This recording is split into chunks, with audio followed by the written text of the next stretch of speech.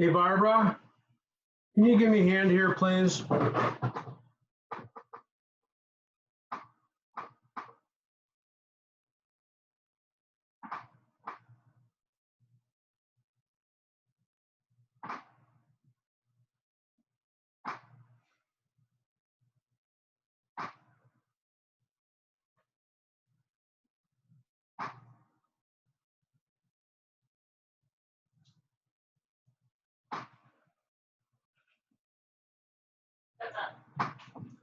Oh, Ishi's on here. Oh my gosh. This thing is used, I got myself. Because you made it full screen. So exit full screen. Oh, all right. Now Okay. add chat. Also, your audio is on. Oh, so.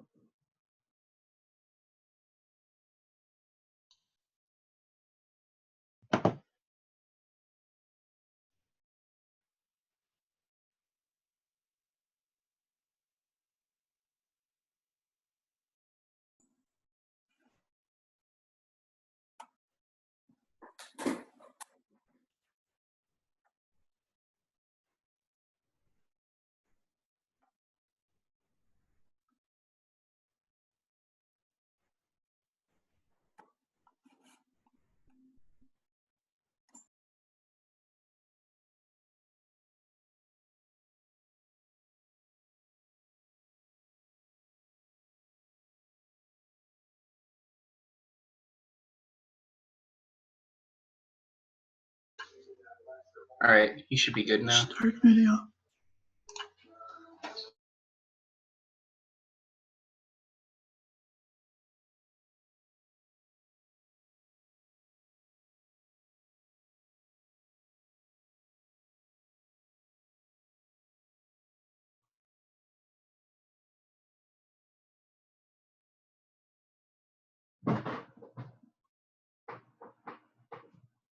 Well, it's not even starting time yet. We've already got 101, 102 people online. So what we're going to wait for the exact starting moment, which, well, it's right now, 7 o'clock. So welcome to another one of our telemechanics Zoom MG technical sessions.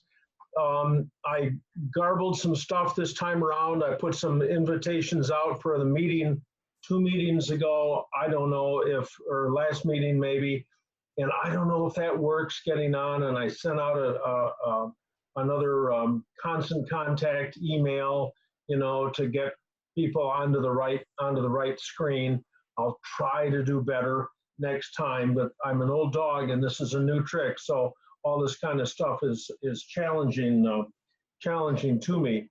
I know there's a provision for putting a waiting room on the session so that people can come on and I can sit here and get my daughter to remind me what I did last time, which is only 2 weeks ago. But the ravages of age are such that sometimes I can't remember exactly how to make this all work.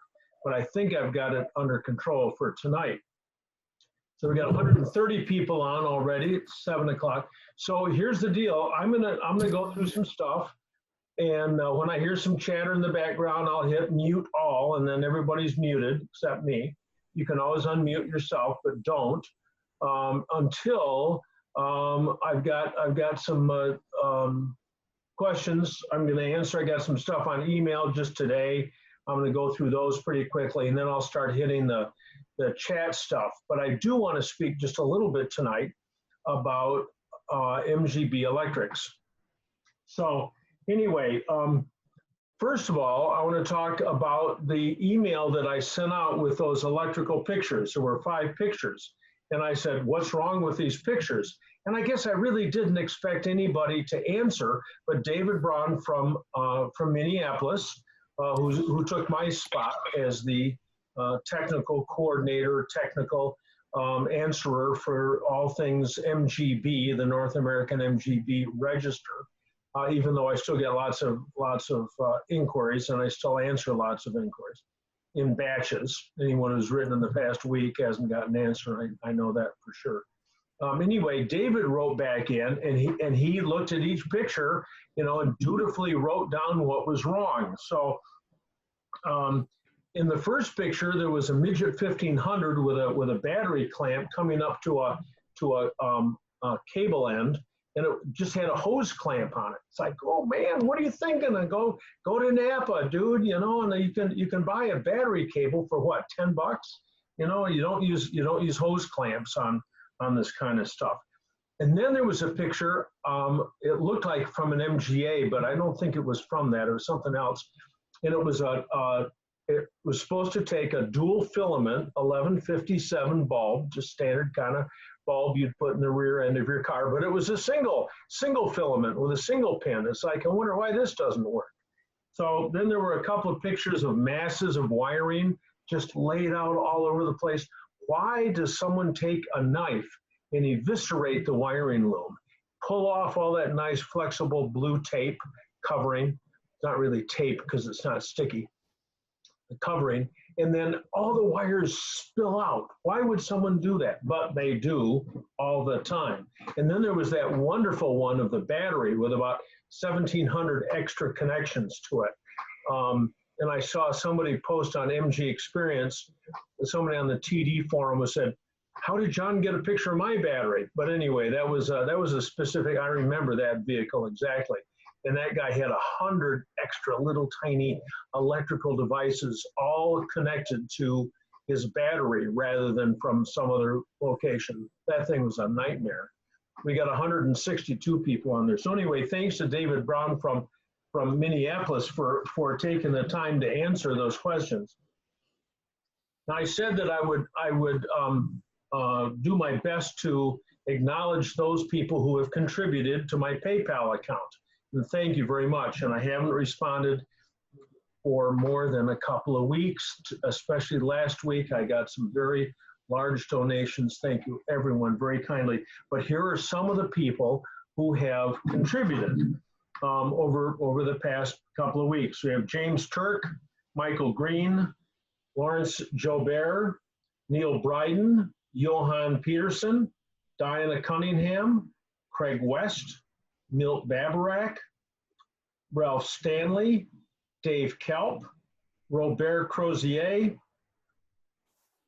if you're in France, I'm not sure how you pronounce it here, Crozier, Mike Nestel, Bill Fisher, Crystal Johnson, Dean Wheeler, Robert Gangwer, Ron McDonald, Tom Snook, Milton's on here again, Tony Shoviak, Mike Tremblay, and Severio Pota. So anyway, that is literally from a couple of months ago. I will update the list, but thank you for making your PayPal donations. Again, you go to my website and take a look at the picture on the website, and in the upper right-hand corner is a little yellow PayPal button that says "Help John with for his retirement." I just had a guy call me from London, England, yesterday, I think, and he said, "Oh, I want to make a PayPal donation. What's the recommended amount?" And I said, "Oh, how about 500 pounds?" And anyway, any donation is wonderfully accepted, and thank you very much. And I will write to you personally. I will. I haven't for a while, but I will. And anyway, so thanks very, very much for those of you who have jumped in and done that. I've got a couple of questions here that came in just recently because people knew I was going to be on tonight. Dennis Johnson asked a question about his MGA fuel gauge, and it's not reading correctly. He's doing a massive restoration on his MGA. Now, an MGB fuel gauge, when it is disconnected, will read empty, and when it's connected, will read full. Well, it depends on how much gas is in the tank, but if you ground the wire, the green with black wire that goes to the sending unit on an MGB, it'll run right up to full. On the other hand, on the MGA, when you connect the wire to ground, it goes to empty, right? On an MGA, there are 3 connections necessary on the gauge. There's a green wire, which is power, that goes to B for battery, like Bravo. And then there's a green with black that goes to T for tank. And then the gauge itself must be grounded. The tank also must be grounded. Now you can take the sending unit off the side of the tank and you can ground it and you can hook the green with black to it and sweep it up and down. The gauge on the dash is really just a voltmeter, but it's calibrated in gallons. And you can watch it go up and down. It's very, very fast. An MGB one, after 1964, moves very slowly, but that too will sweep all the way up and down. I just worked on a Nash Metropolitan, go figure, which is all BMC running gear. It's like midget front suspension, midget rear axle kind of, and MGA engine and an MGA 3-speed gearbox with a column shift. But anyway, we had the tank off on that, and I took the new sending unit, grounded it, hooked it to the wire, and swept it just to make sure that the gauge on the dash works. So anyway, 3 connections on the gauge, and 2 connections back at the tank. Normally, the tank grounds through the fuel pump, but sometimes, you know, the way things are set up and everything, it doesn't end up grounding if you've got a filter in there, flexible line between the tank and the pump. So that's for Dennis Johnson. Don Westfall has got a TF. He said, remind me again of the fluids that I'm supposed to use in my MGTF. So in the rack and pinion, the carburetors, the gearbox, and the differential, you use GL4 90 weight. 80, 90 hypoid's fine. And the hypoid designation's gone away. So you just buy GL4 90 weight. Rack and pinion, carburetors, gearbox, differential. Then in the shocks, you put shock fluid. You buy that from Moss, other places. The brake fluid, you should use .4. Some people are keen on silicone brake fluid. .5 comes with its own particular problems, but you can't mix them. You know, whatever you've got in there, you've got in there. And then the engine, you want to use a high zinc oil. It's got to have 1,300 parts per million of ZDDP. And the old-fashioned Castrol GTX doesn't have that anymore. It's only got 300-400 parts per million. So Valvoline VR1, Victor Romeo VR1, has plenty of zinc in it, and you can buy that as a 2050, and that'll take care of all the fluids except for the radiator, which of course is just green glycol antifreeze. So Dave Hornby from Windsor wrote me a note and asked me, can he fit an 18 ACR alternator onto his 1973 MGB? The answer is yes, but it comes down to the plug configuration. So there's all kinds of internal wiring changes, and there are 2 basic 3-spade plugs that are used on alternators from about 72 through 80. The earlier style is from the outside in. On the plug, you've got three spade terminals, and you've got narrow, narrow, wide, wide. And then the later style, which you see up around the 77, 78s, is narrow, extra wide, narrow. So that's the problem in getting your alternator hooked up correctly. Usually, is just getting a plug that works right. Now you can go to British Wiring in Philadelphia, and they have all those connectors. I think the plastic housings into which those connectors go. That extra large one is called a Lucar, L-U-C-A-R connector, not to be confused with Lord Lucan, whose present whereabouts is still unknown. Anyway, so yes, you can use the 18 ACR on your 73B. There's a 15 AC and ACR. There's a 16 ACR and an 18 ACR.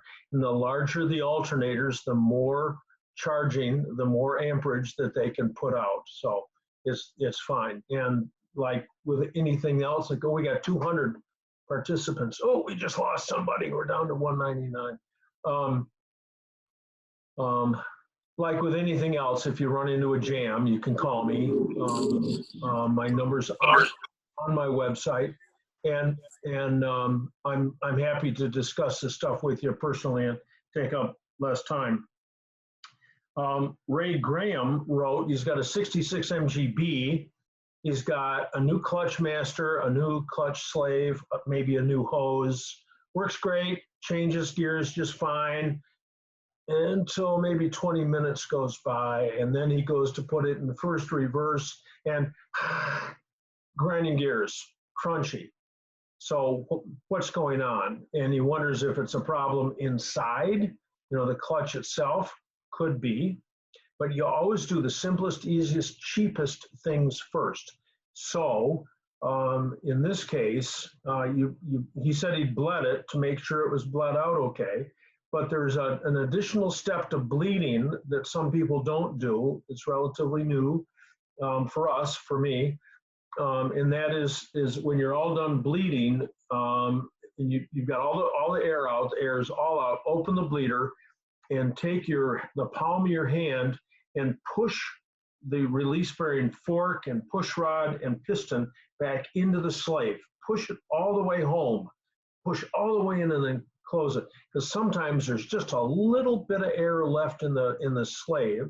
There were some slaves on the market for a while that didn't have the bleeder hole right at 12 o'clock, right at the very top. And it was offset a little bit, and some air would stay up at the very, very top, and air compresses. So it's heat related. It might be inside. It might be a problem with the clutch itself, but you always go for the simpler stuff first. And I would invite Ray. I have to answer him, and see what else is possible. Mark Ducker called me the other day from London, England. He had a problem with his front HIF not working. He said after it got hot, it quit working. And I gave him some hints. He just put all new gaskets in the carburetors, and he didn't have this problem before. So I proposed that perhaps one of the gaskets went in the wrong place or something like that. So anyway, he and I spoke for a while.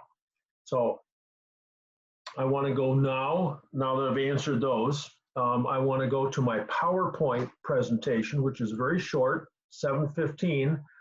We will get to your questions. Probably not all of them. We had 60 some left. So I've got it. Let's see. I've got to go to share, and then I've got to go to. Oh, why don't I ever be able to figure this out? Here, I don't know. I've got to get my daughter probably here to help me. Oh, here. So, Raphael, I got you on the screen. Can you see my picture up here? Or John, just wave. John's okay. Hey, oh no, sorry. This is a carburetor. This is for the carburetor video. Here we go. So I have a page. I have a full page that lists every single color in MGB. I'll show it to you as soon as we're done here. But these are the wiring families. Black, brown, white, purple, green, red, blue, light green, slate, and yellow. And then they all have colors, tracer colors that go on them.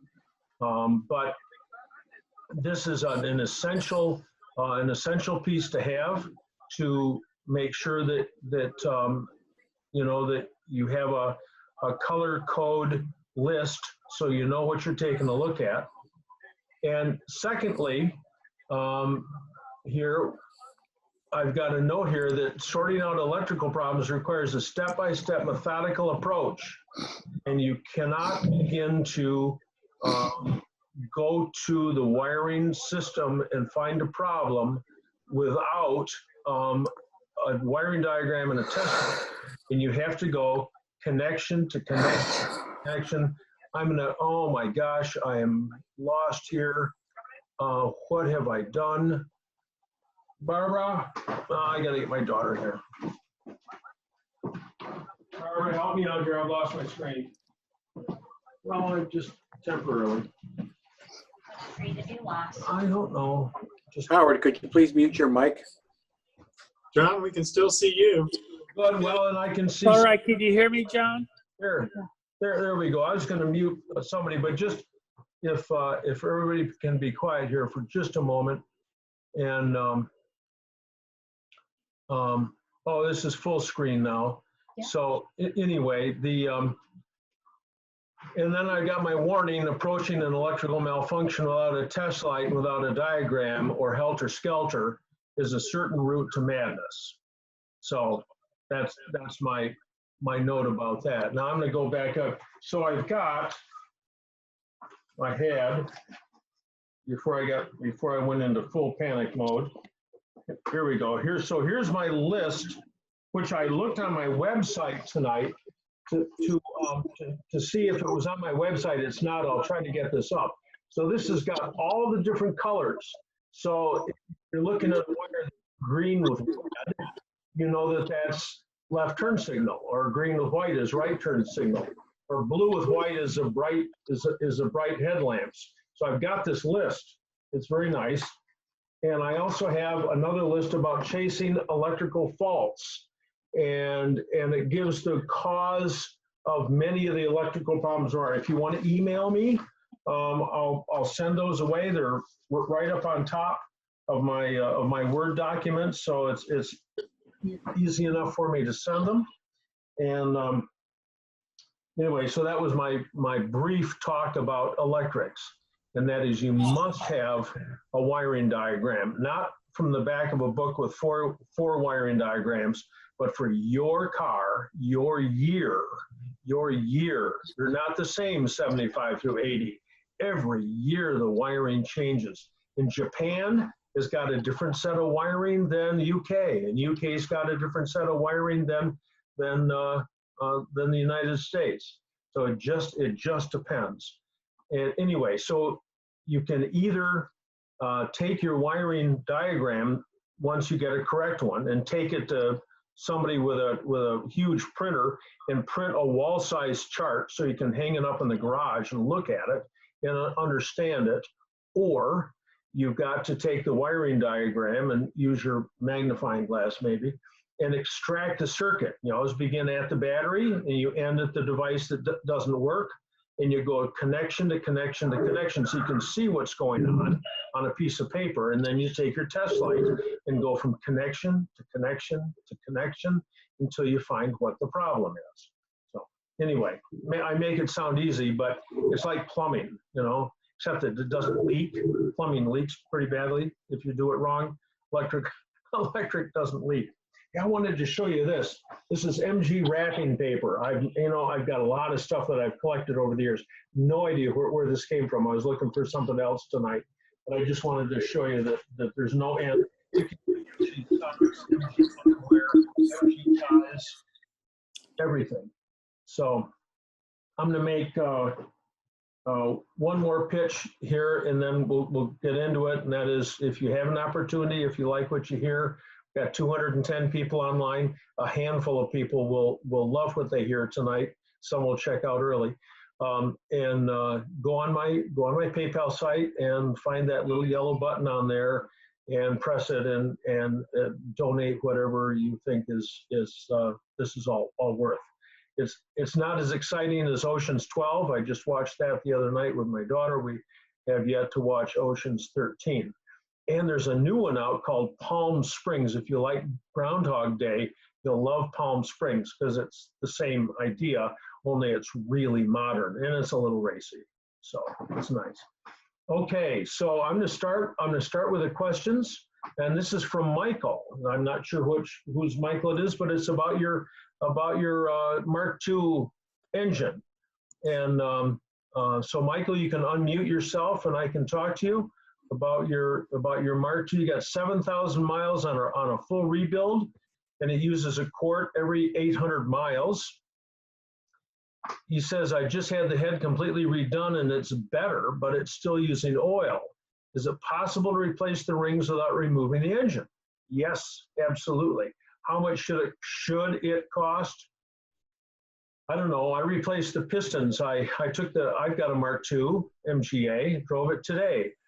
I was wondering whether the speedo was correct. So I downloaded a GPS speedo on my iPhone, and I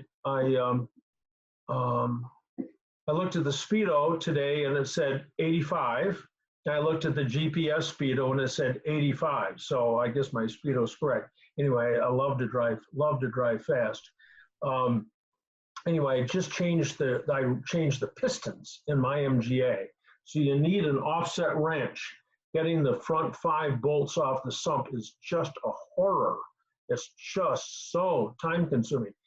And then getting them back in is even a little worse, but it is possible without jacking the engine up. How long should it take? With your hands above you, I was lying on my back. I don't have a hoist anymore. It's probably a change in the rings. You got to hone the cylinders. You got to take the head off. I don't know. It's 2 days of work. There's 16 hours. Add some more to it. 20 hours.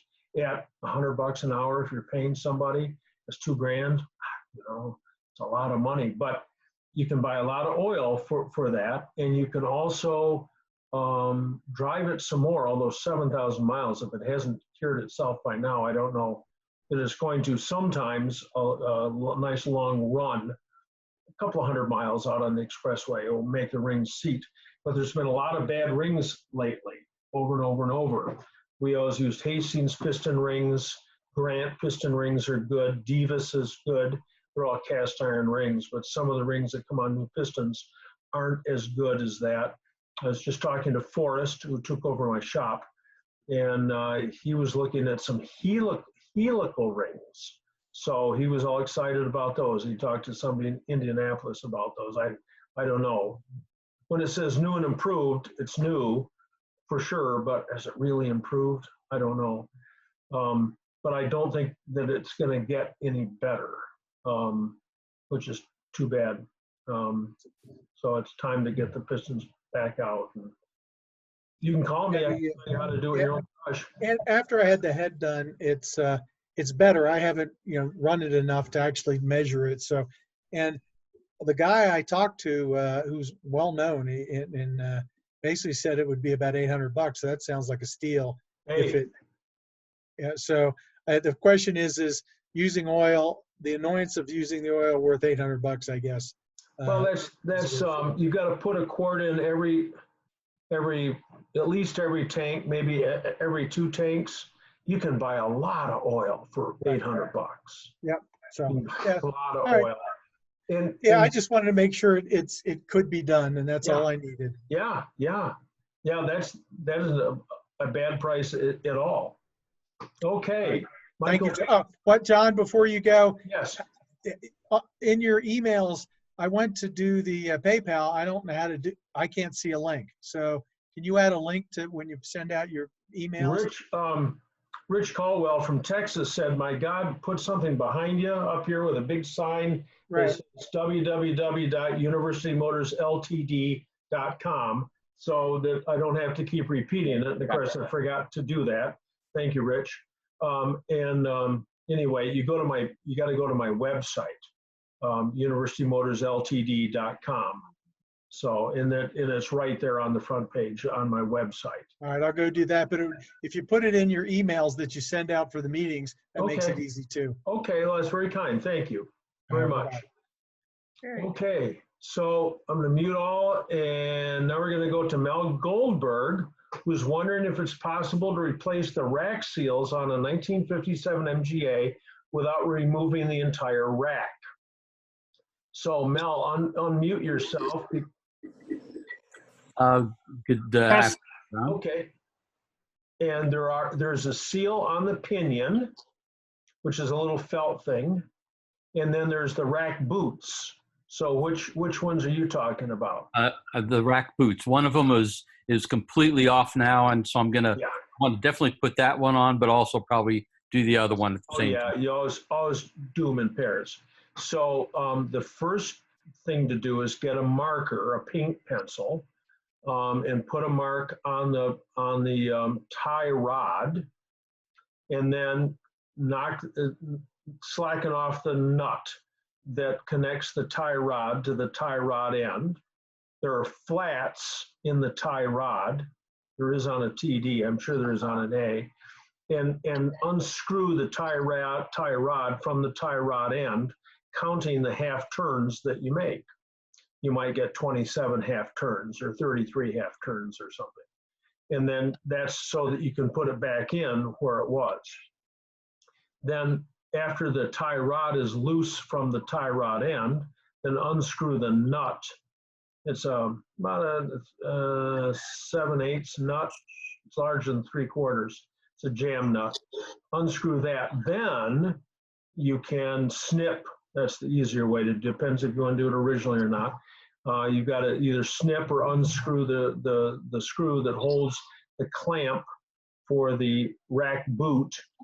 Pull the rack boot off, put the new rack boot on, dry, and the new rack boot comes with zip ties. Easy. Oh my gosh, put around there, zip, they're tight, they're great. Got to be absolutely original. Last session, I think someone said they ordered the rack boots and the clamps didn't fit the rack boots.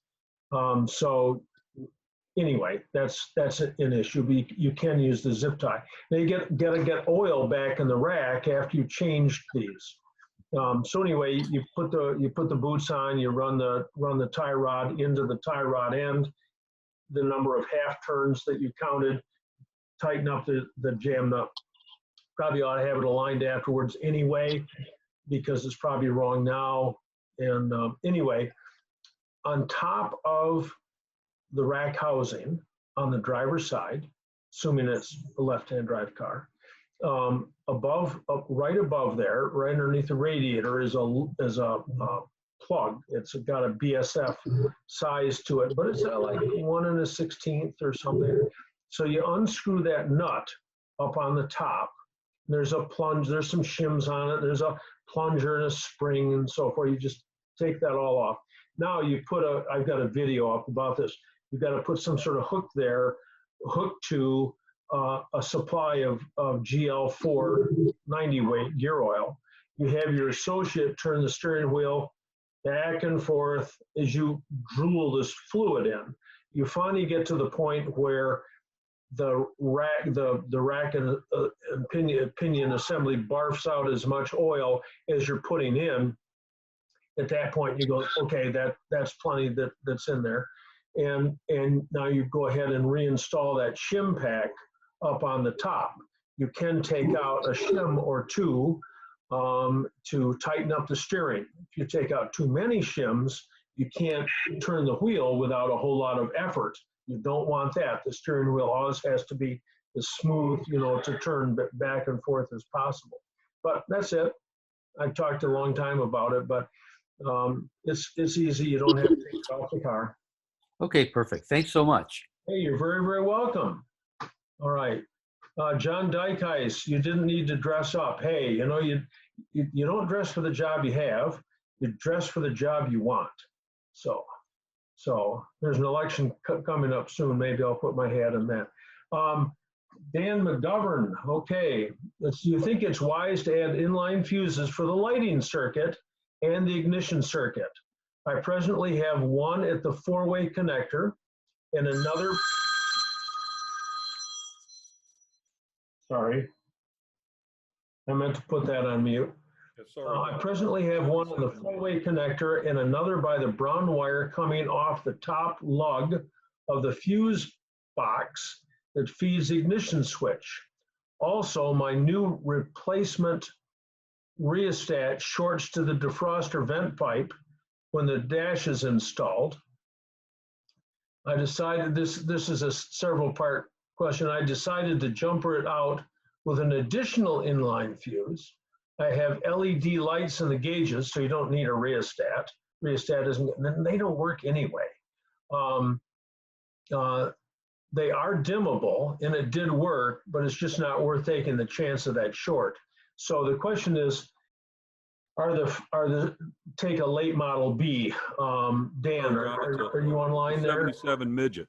77 midget. So you've got right now, I think you have a total of 6 fuses, factory fuses, 4 in the fuse block, Right. 1 on the slate circuit for the anti-run-on valve, and another inline one to run the hazard lights, which are located somewhere around there. Does it make sense to put more fuses on? You can fuse the headlights, but I'd fuse them individually because it's kind of creepy to have the whole headlights go out. You know, the headlights were never fused, not from 1925 through 1980. The headlights are not fused. But if you are going to fuse it, individually fuse them, either high beams and low beams or left and right, so that if you lose one, there isn't a problem. I was kind of worried about the unfused wires running around inside the dashboard. Okay, so the ones you have to worry about are the brown wires, hot, unfused, direct connection to the battery. It's just like severing an artery when one of those shorts out. I mean, everything heats up and it burns up, and it's just horrid. Some people have a battery cutoff switch. Now that requires you to stop the car, get out, and unscrew the little thing on top of the battery before your dash incinerates. But most of that, you get the whiff, and you go, geez, is somebody having oh no, shit, my dashboard's on fire. It's usually too late. Been there, yeah. So, you can, as long as they're easily accessible, put in as many fuses as you want, but there's no point in stuffing one way up underneath the dash, because then you got to stand on your head to change it. So, there's no problem. On MGBs, 77 and newer all MGBs with overdrive, fuse the overdrive circuit. Oh my gosh, that is a dangerous unfused circuit. It's from 68 onwards, it comes off the inside of the dash, but it's an unfused circuit. And then 77 through 80, it comes off the fuel pump circuit underneath the bonnet. It's just a dangerous thing to have. I've seen a lot of wiring burn up from those unburned circuits. But the fuel pump, for as many cars as I worked on in 45 years, I can't, 2 maybe had a burned up wire back to the fuel pump, and I can't think of any that burned up with the headlamps. But if you've had the dash out and it's creepy and you run into the snag, with your rheostat already, it's like, now it's like, oh boy, what's going to happen? We had one guy who'd had a radio installed, and they fiddled the wire underneath his console, and one wire got caught in the heater controls. This must have been down on the console, so it'd be a 77 through 80. And the guy turns his heater, grabs a wire, shorts it out, burns up a whole lot of stuff. He was so upset. Fair enough. We didn't install the radio, thankfully. But yeah, there are not enough fuses in there. On the other hand, you look at modern vehicles, Japanese vehicles, and they have fuses on every circuit and relays that run relays. So that's the other extreme, So anyway, as long as you can get to the fuses and it's clear what they are, they're labeled, hey, go for it. So Thanks a lot. I talked about that for a Tom, Yes. Didn't they put a inline fuse for the panel lights under the dash on Bs? No. No. It's unfused. The dash lights are unfused always, even through 1980 on the American spec cars. There's a red with green that comes off the headlamp switch and goes right to the rheostat. The other red with green goes to the fuse box where it's split left and right or diagonally to run the front and rear parking lights and side marker lights. So no fuse on the originally underneath the dash. No, I was just thinking that they had one which was a red with a white tracer. Red That had an inline fuse. That was under a dash. It most certainly is. That is. That's after the panel light switch. So Yeah. red with green feeds the rheostat. Red with white comes away from the rheostat. I think I'm right on this. There's no fuse under the dash, and that wiring doesn't come off the fuse box. So that's an unfused circuit on our cars. So. Okay, so we've got, let's see, we just did Dan, Jeff, to everyone. So Jeff says, any word on when recording of these sessions will be available? I can make another promise that will probably end up unfulfilled, and that is all I have to do is go on YouTube and click a couple clicks and click, click, click, it goes onto YouTube. So I'll do my best this next week. I've been working on it. I could give you an excuse why I haven't got, there's a lot of stuff that I don't have done. Anyway, this is one that I don't have done, but I'll try to get it up. All right, so anyway, that's the answer to that. Bill Califoot, not seen you without your hat. Yeah, I do have hair. I do have hair. Today I was wearing my my blue hat, okay? But usually when you see me out and about, here's somebody asked me the other day, how many hats do you have? Here's one with some burn holes in it from a bonfire. So almost always I'm wearing my brown hat. So bought the first one at Piccadilly Circus in 1972. So, and I keep buying more. Crystal, oh, thank you, Crystal, from Central Texas. Love the haircut. Yeah, it's a COVID haircut. And next, what kind of cut do you want? Oh, I'd like it. Oh, we don't have time to talk about it. So anyway, but that's very kind. Thank you very much. Steve Smith to everyone. Hi from the UK. Steve, it's a pleasure to have you on board. So, and I see Yoshi was on board. I don't know if he's still on here or not. Yoshi's from Japan. So we've got the sun hasn't set on what's left of the British Empire tonight anyway.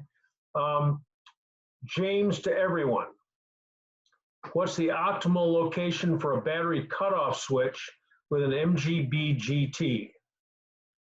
Well, not on the battery, because you got 5 screws, and if you got any kind of problem at all, by the time you get the screwdriver out, you get the 5 Zeus screws, D-Z-U-S.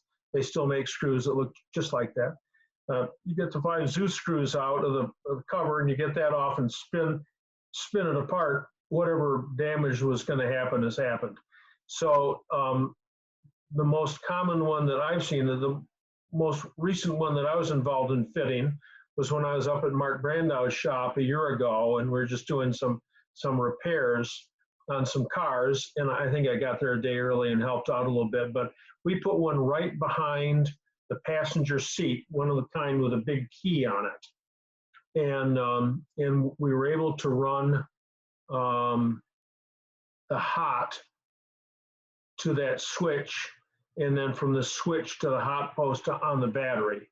And you just reach behind the passenger seat, and there was this big key, and you could turn it left or right, and it did not interfere with the position of it.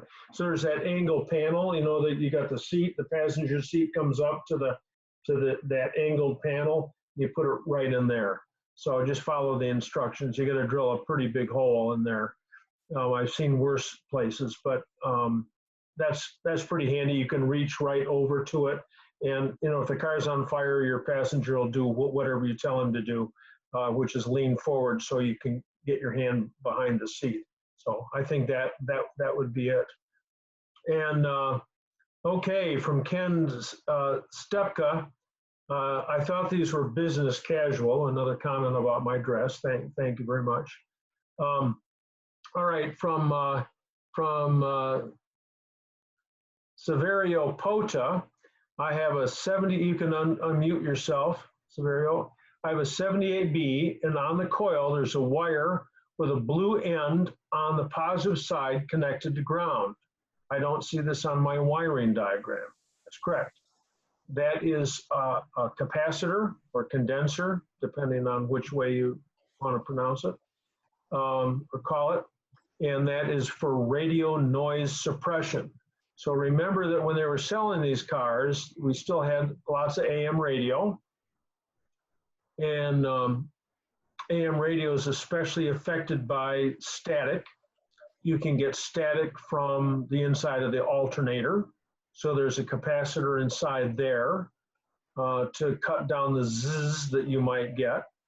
There's a capacitor inside the, or in addition to the fuel pump. This is all 77 through 80 in the boot, and that is to cut down the tick, tick, tick that you might get on your AM radio to interfere with listening to something. And then finally, there's one on the positive side of the coil to suppress even more of the static that you might get from the points operating or from the electronic ignition operating. So these are all designed to cut down the amount of static ticks, zizzes, swishes that you might get in your sound system from electrical interference. So that's why it's not in the diagrams.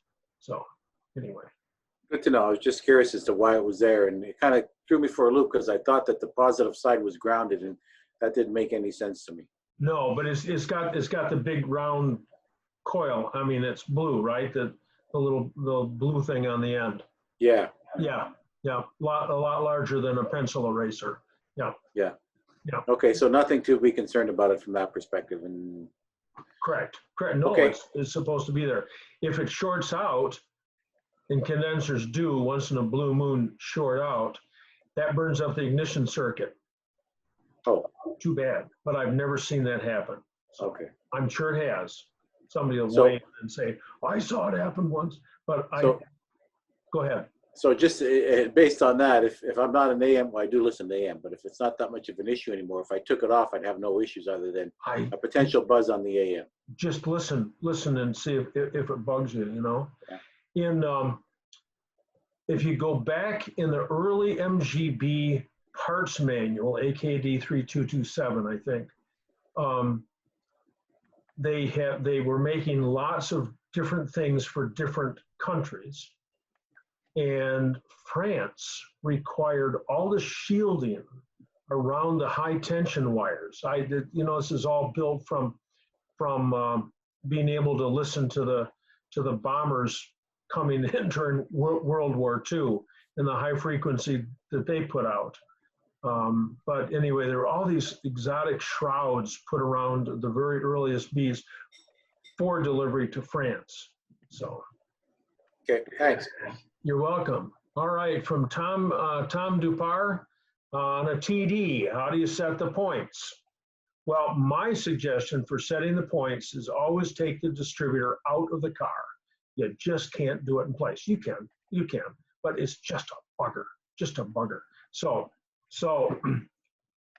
look at where the rotor is, because that's where you want to put it back in. This is the poor man's explanation.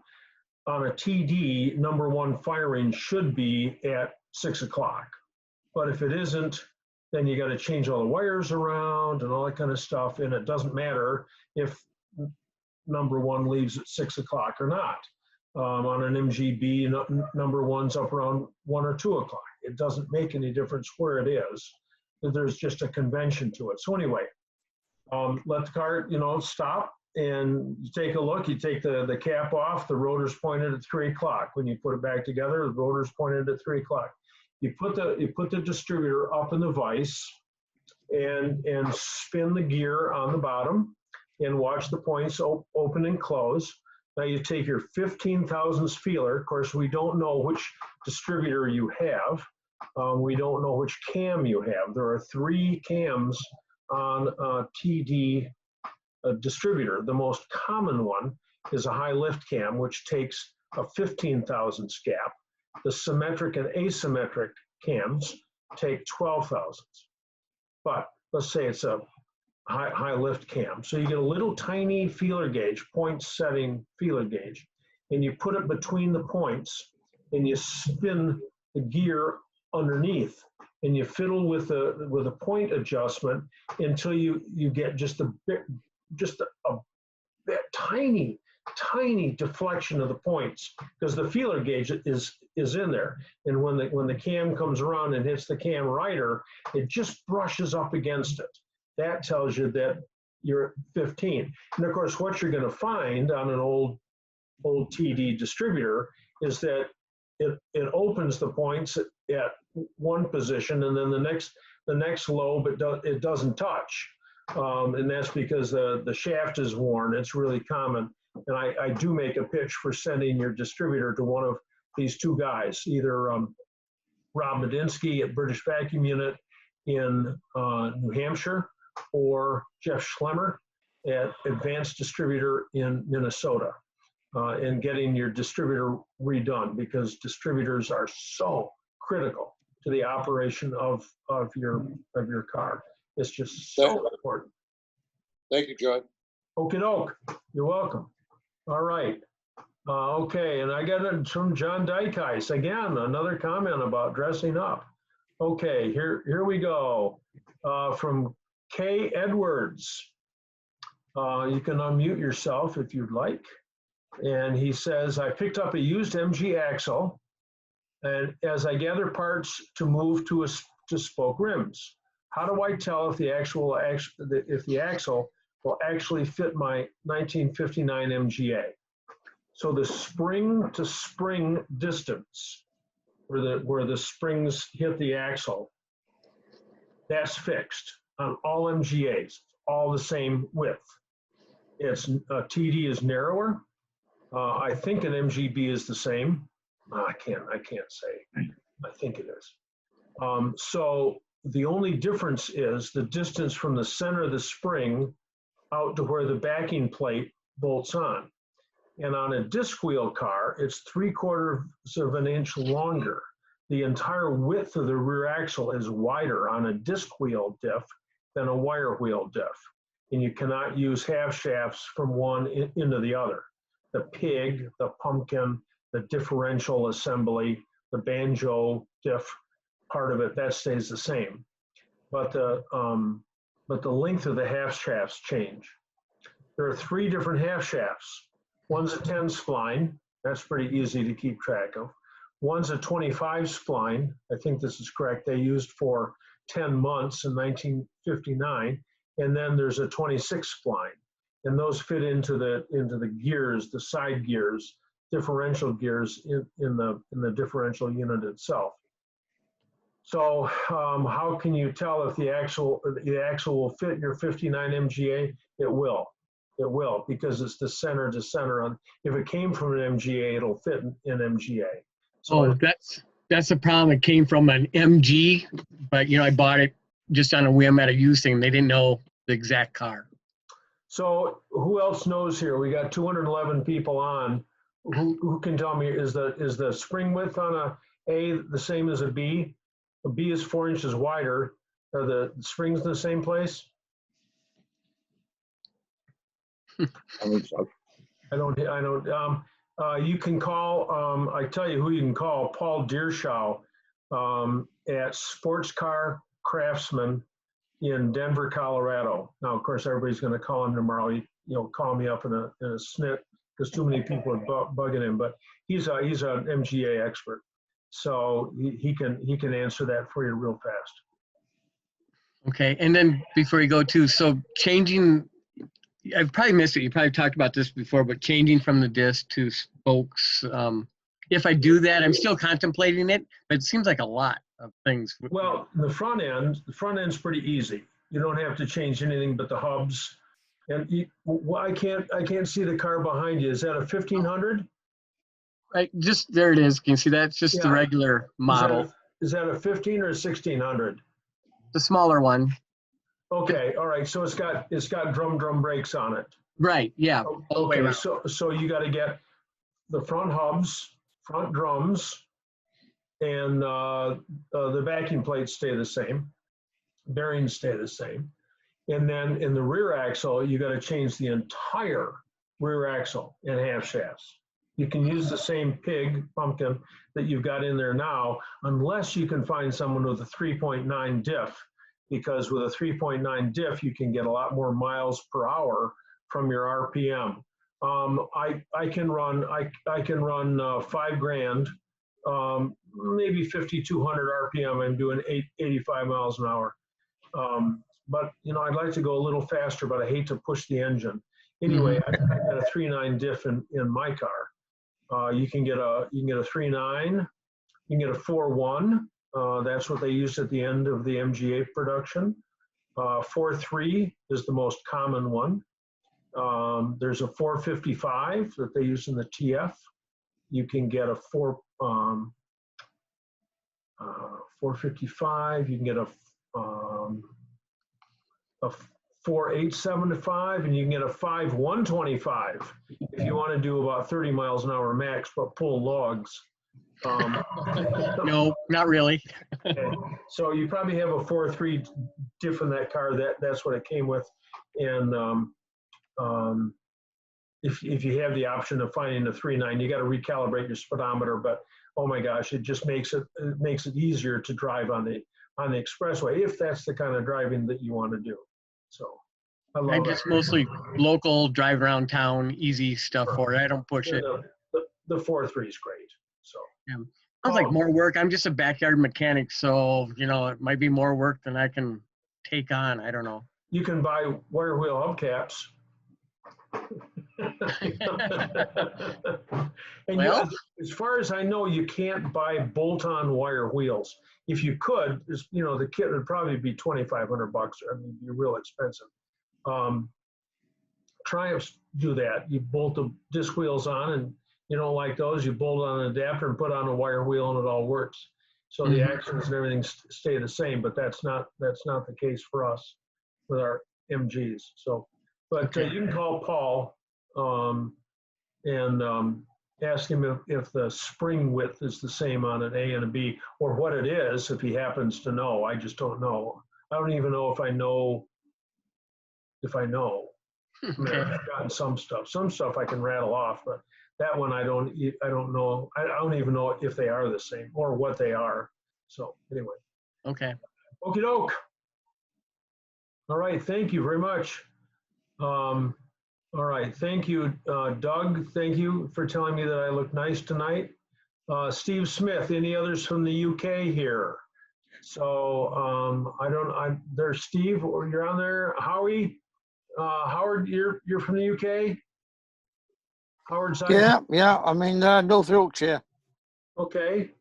All right. And who else is from the UK? Anybody else can unmute themselves? Well, looks like it's a. I am. Oh, Ruth Arnold. But I've lived here for 50 years, so I'm not actually in the UK. Okay. It doesn't count. It doesn't count. Okay. I haven't lost my accent though. No, You haven't. No, you haven't. All right. Okay, we're going to get on with it here. I figured you would get an onslaught of answers to your picture quiz. Oh, Dave Brown. Yeah. Well, no, Dave, that was it. You were you won, Steve Leposki. Steve, you can unmute yourself if you're there. Castrol 2050 high mileage, a good oil for the BGT? I don't think so. Steve, are you still on? We have 204 participants here right now. Anyway, Steve, we've got Castrol 2050 high mileage. I don't know. It has to do with the parts per million of ZDDP. And it's got to be up around 1,300 or so. Otherwise, you can damage your cam. Now, there's some people in the trade I've talked to, they say, you know, I put the brake in heavy zinc in, and then after that, I never add it. I don't think it's important. Other people say, oh my gosh, you've got to use it. If you don't use it, you're going to wreck your engine. I don't know. It isn't very much money to have to pay extra. And if it is true that you can ruin your cam, geez, changing a cam, I mean, we just answered the question about changing rings. Changing a cam is that's an all-day job. Radiator comes out, front cover comes off, carburetors come off, side covers come off. Oh my gosh, big project to change a cam. So, you know, what's an extra 20 bucks on an oil change? But I don't know about the Castrol high mileage. I don't know of that brand. This is the first time that I've heard about it. Our next one here from Ken Stepka. Thoughts on converting from stock fuse panel to blade fuses? You know, I'm Mr. Original. I like the tube fuses. I mean, I had a customer, Paul Probst from Grand Haven or Holland, and he was restoring a TF to make it absolutely, positively factory original. So he came in the shop one time, this is years ago, 30 years ago, and he said, do you have U-joints with cork seals on them? I said, cork seals? Instead of the rubber seals that you'd see on a Hardy Spicer U-joint today. And I said, well, geez, you want to use the rubber ones? They're new and improved. And he says, yeah, well, new part here, new part there, pretty soon you got a Miata. I said, okay, all right, that's okay, fair enough. So I loaned him, I don't know, 40 used drive shafts, and he picked through them and he found those cork seals and installed those on his car. So I don't know, I'm not there. I'm not that far on the spectrum, but I'm Mr. Original. I love the tube fuses. I hate to see all stuff done underneath because it usually looks homemade, and you have to change the wire ends and get all the blue electrical connectors. And I mean, you can do it really professionally and make it look really nice, but I don't think there's anything inherently better with the blade fuses. Well, they probably corrode less. But if you take your fuse box off your car once a year, at the same time you service your battery, and you take the fuse box off and you scrub it with, sandblast it. That's just hands down, that's the best thing you can do. You can put it in a bath of ammonia. That'll take the corrosion off it. You can use, I don't know, use some sort of grit in your kid's toothbrush and scrub at it and get the thing clean. And then pinch the terminals and put it back on. Make sure on an MGB, the fuse box goes on one way, not the other way. If you put it on upside down, you can start the car, but you can't turn it off. So immediately you know you've done it wrong.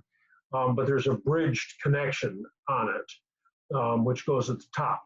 The bridged connection goes on the top. Take a picture of the fuse box. Everybody's got an iPhone now, and just snap a picture of it before you pull all the wires off. With a battery, don't just grab the clamps and go, oh yeah, dude, they're nice and tight. No, loosen them up, take them off the car. Almost everybody by now has American battery clamps on their car. Some still have the nice helmet clamps, that were original. If you want those, I think Welsh is a Jaguar supplier out of Ohio. You can get those helmet clamps, and they're bronze or cast bronze. So you got to trim the wire, and then you got to tin the wire and tin the inside of the cast bronze thing, and put it all together and feed half a coil of solder into it, so you got a good connection. And then you got to put solder all over the outside of it so it looks like it's lead.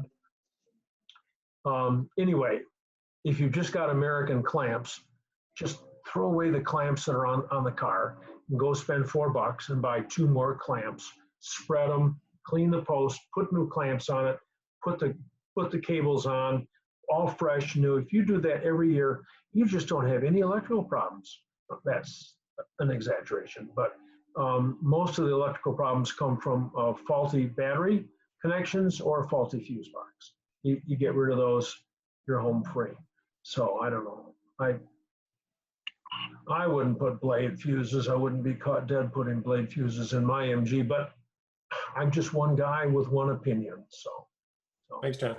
Hey, all right, from Mantz, M-A-N-T-Z. Do you have any more copies of your tuning book? No. No, remember I said that I was late in thanking all the people who've donated to me on PayPal. They're the ones who should get my first attention.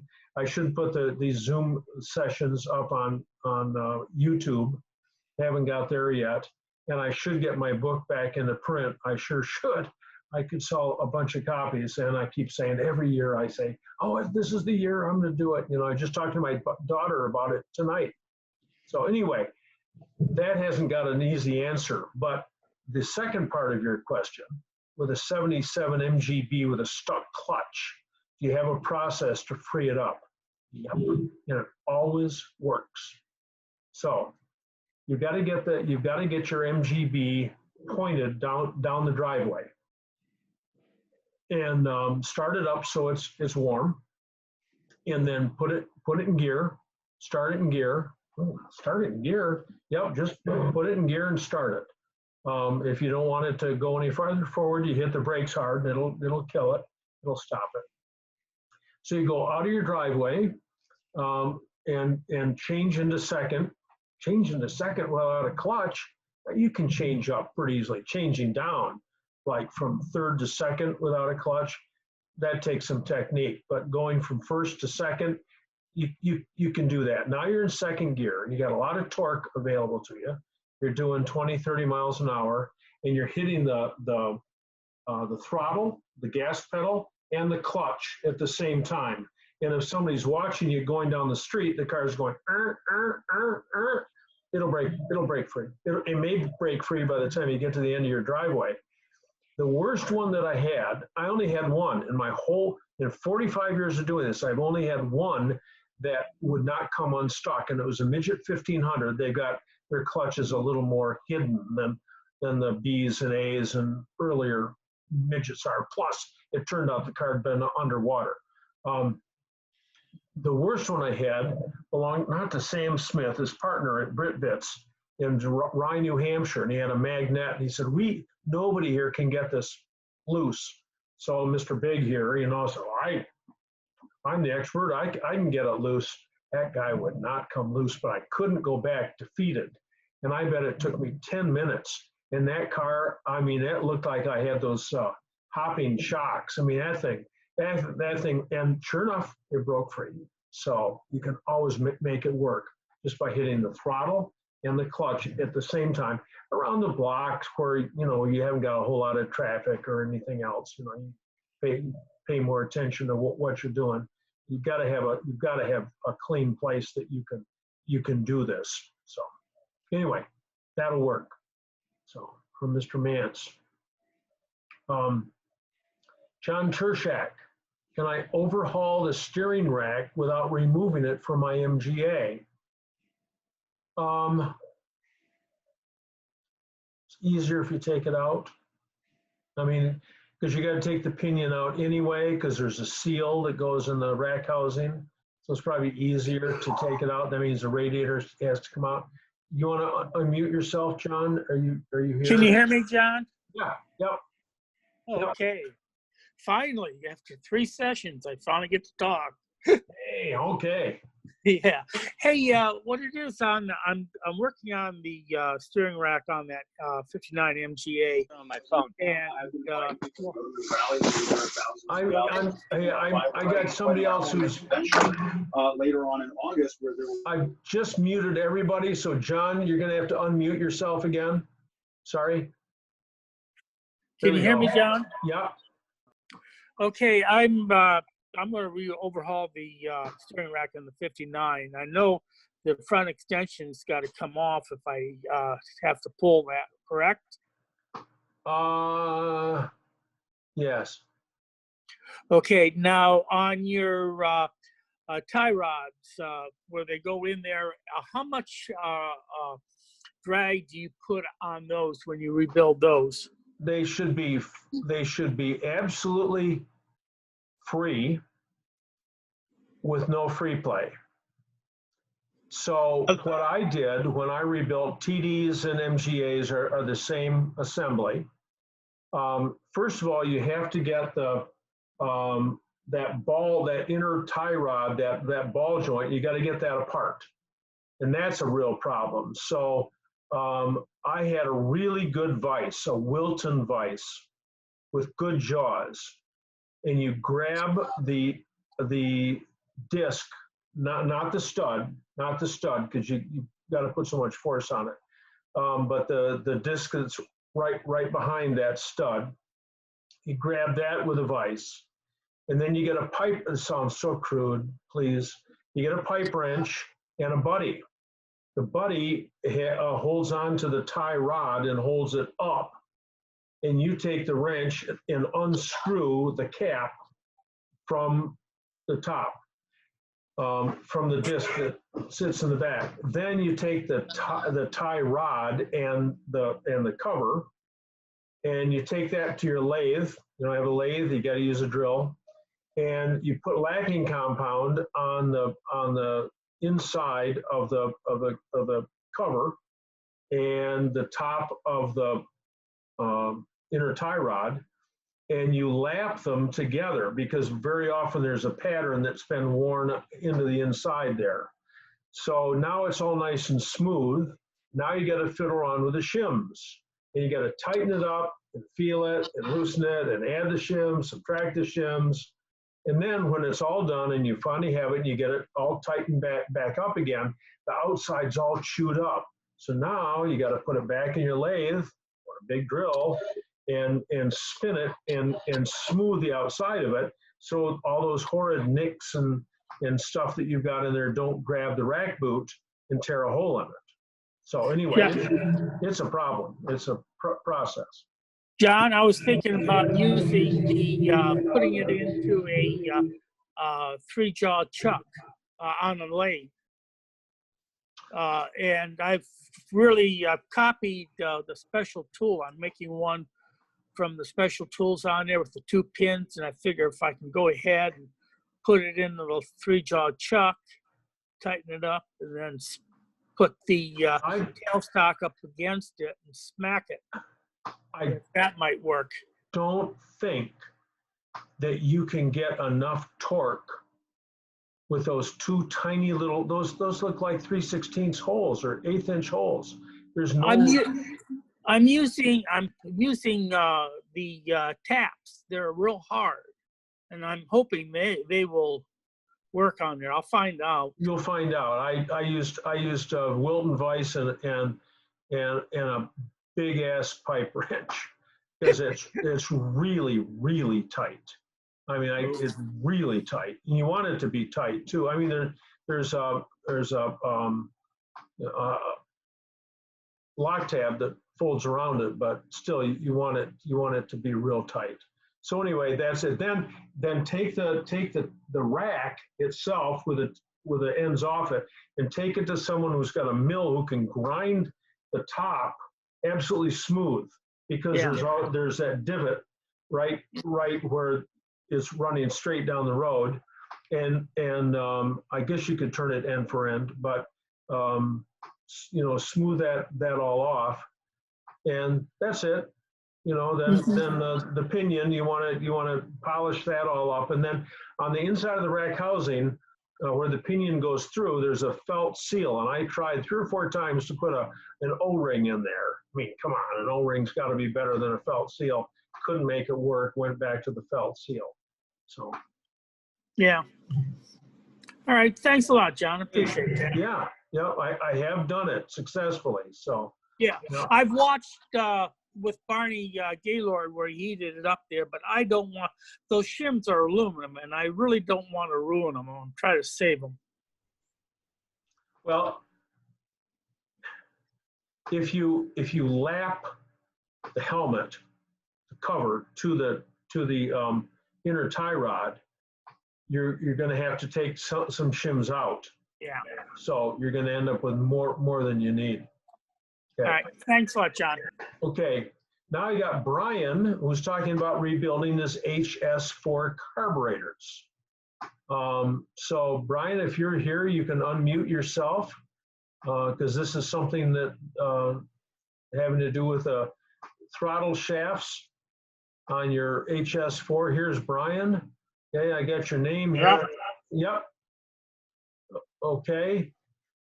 So anyway, Brian says he's got conflicting information on whether to use stock throttle shafts or oversized throttle shafts on HS4 carbs.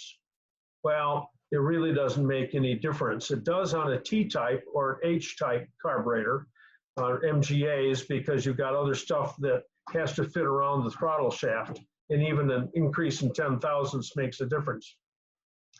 But the standard way of doing this is to ream with a piloted ream into the throttle body with a 3/8 piloted reamer, and you only can go in so far, and then you take a 3/8 by 5/16 oil-light bushing that's been soaked in oil for a long time, and drive that in, and do that from both ends, and then ream that out together. And so all of a sudden we're dealing with piloted reamers and piloted mandrels and stuff that you don't have at home. And if you're going to go out and have it made, it's $300 or something. That's kind of crazy. So I know you can buy the oversized throttle shafts, and if you do that, it doesn't hurt anything on the HS4s. So I would always rebush them. That's me, because I like stuff originally. Yeah, no, it's got to the point where I've read so much that if you ask 10 guys, five guys say one thing, 5 guys say something else. So you must be on MG. And I was just the most common was to just start with the stock size and ream the because they say that the shaft wears before the bushing. Yes, no. Yes. Yes, in the configuration that it is, yes. Yeah, it's absolutely amazing how ridged they can be. There's a lot of people who can put a new shafts in. Dave Brown, that I just talked about, he answered my questions. I don't know where he advertises, but he does that work. Joe Curto, whoever took over from Taylor in Oklahoma does them. There's a whole lot of people around that'll rebush. You know, you just send the cars away. And what year are your carburetors, Brian? Well, it's an MGB. The car is a 73, but the engine is a 69 with HS4s on it. The 386 is a high compression motor. Okay. It's just the rear carb the shaft is just leaking that you can just sense it. The car seems to be fine. You can buy a single new shaft and just stick it in. Yeah. And that'll account for the wear, some wear on the shaft. But where I was going with this is by asking the year, is to get rid of those spring-loaded overrun valves. And you can either solder them up, although when you look at the cross-section of the hole, the 1.5-inch hole, and you look at this huge soldered up rectangle, it's definitely going to interfere with airflow. So it's always wise to buy new throttle shafts.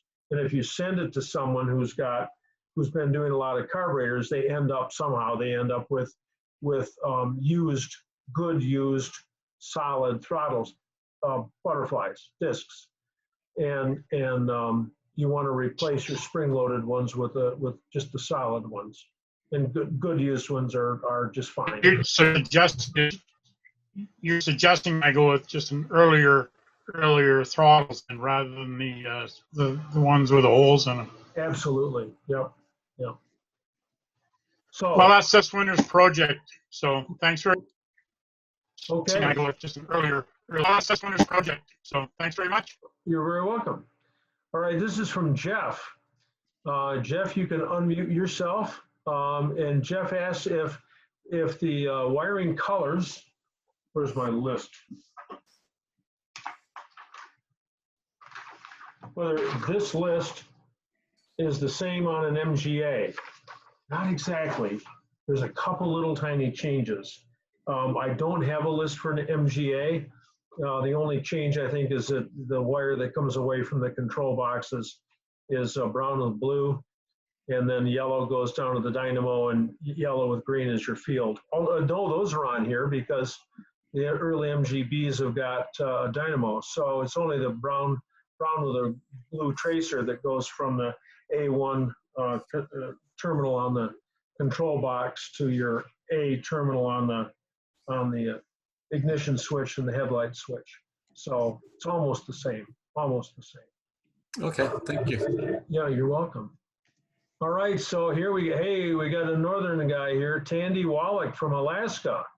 Yes, he says that would be, it's just a follow up to the question before. That'd be great to have for an MGA. Barney must have this on his site. If he hasn't, maybe someday I'll do it. But Barney's got what, 8,000? I don't know, just made that up, but he's got a lot of pages on his site. So, all right, Anthony Dean. Is Advanced Auto Wire having problems? Have order placed 5720, still hasn't arrived, and I can't get a phone response. Steve's a member of our club. He's right here in town. I don't know. I talked to one of his good buddies just today.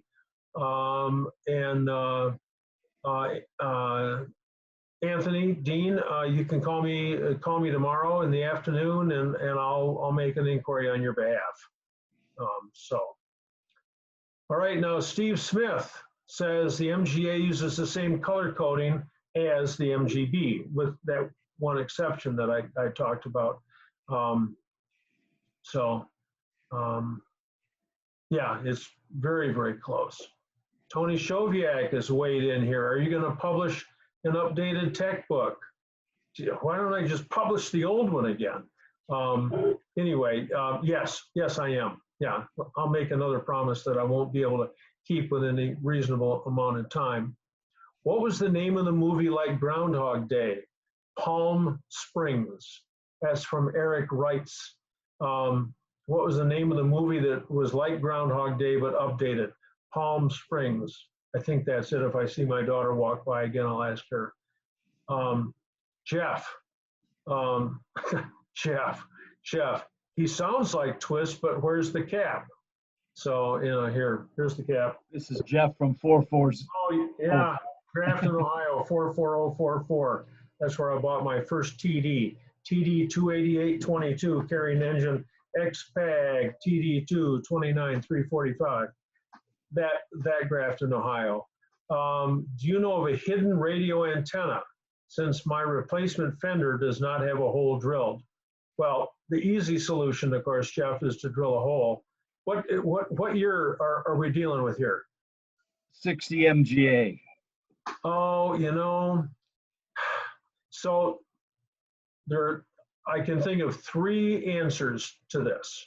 One is to mount the antenna behind the passenger seat on the body, going off on an angle, so that if the car is moving forward, the antenna is like that. It was really cool in the early 60s to have a rakish antenna sticking out the back. Hey, that's one option. The next option is drill a hole in the fender, but that seems horrible. And then you want to do it on the passenger side so it doesn't interfere with you and getting poked in the eye when you get in and out of the car and all that kind of stuff. I had a customer who took his antenna, went to just a radio antenna. He went to the hardware store and bought some corks, and he put corks along the antenna and zip tied it to the bottom of his car. It worked.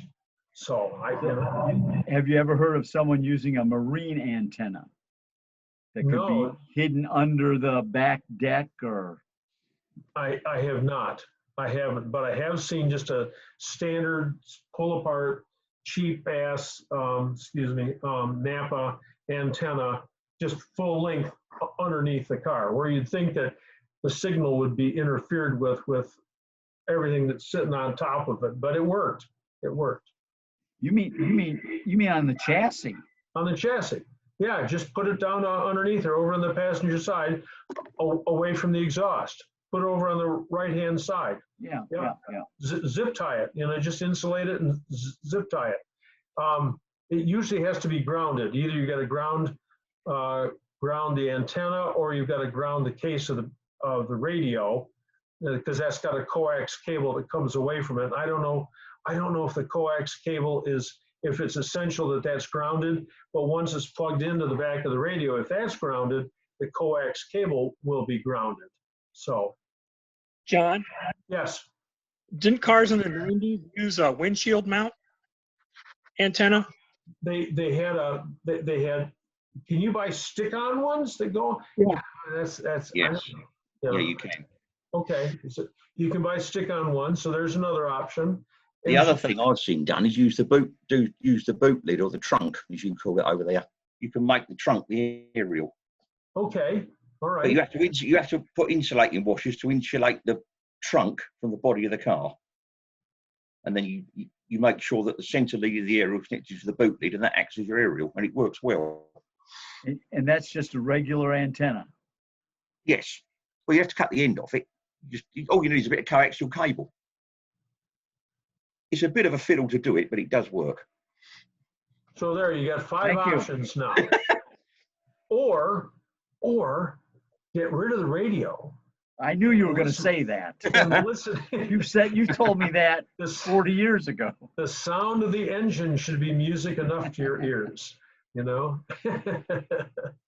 Okay, all right. And our next guy, Adam Sloman, Palm Springs. So that's the name of the movie there, Palm Springs. So Doug,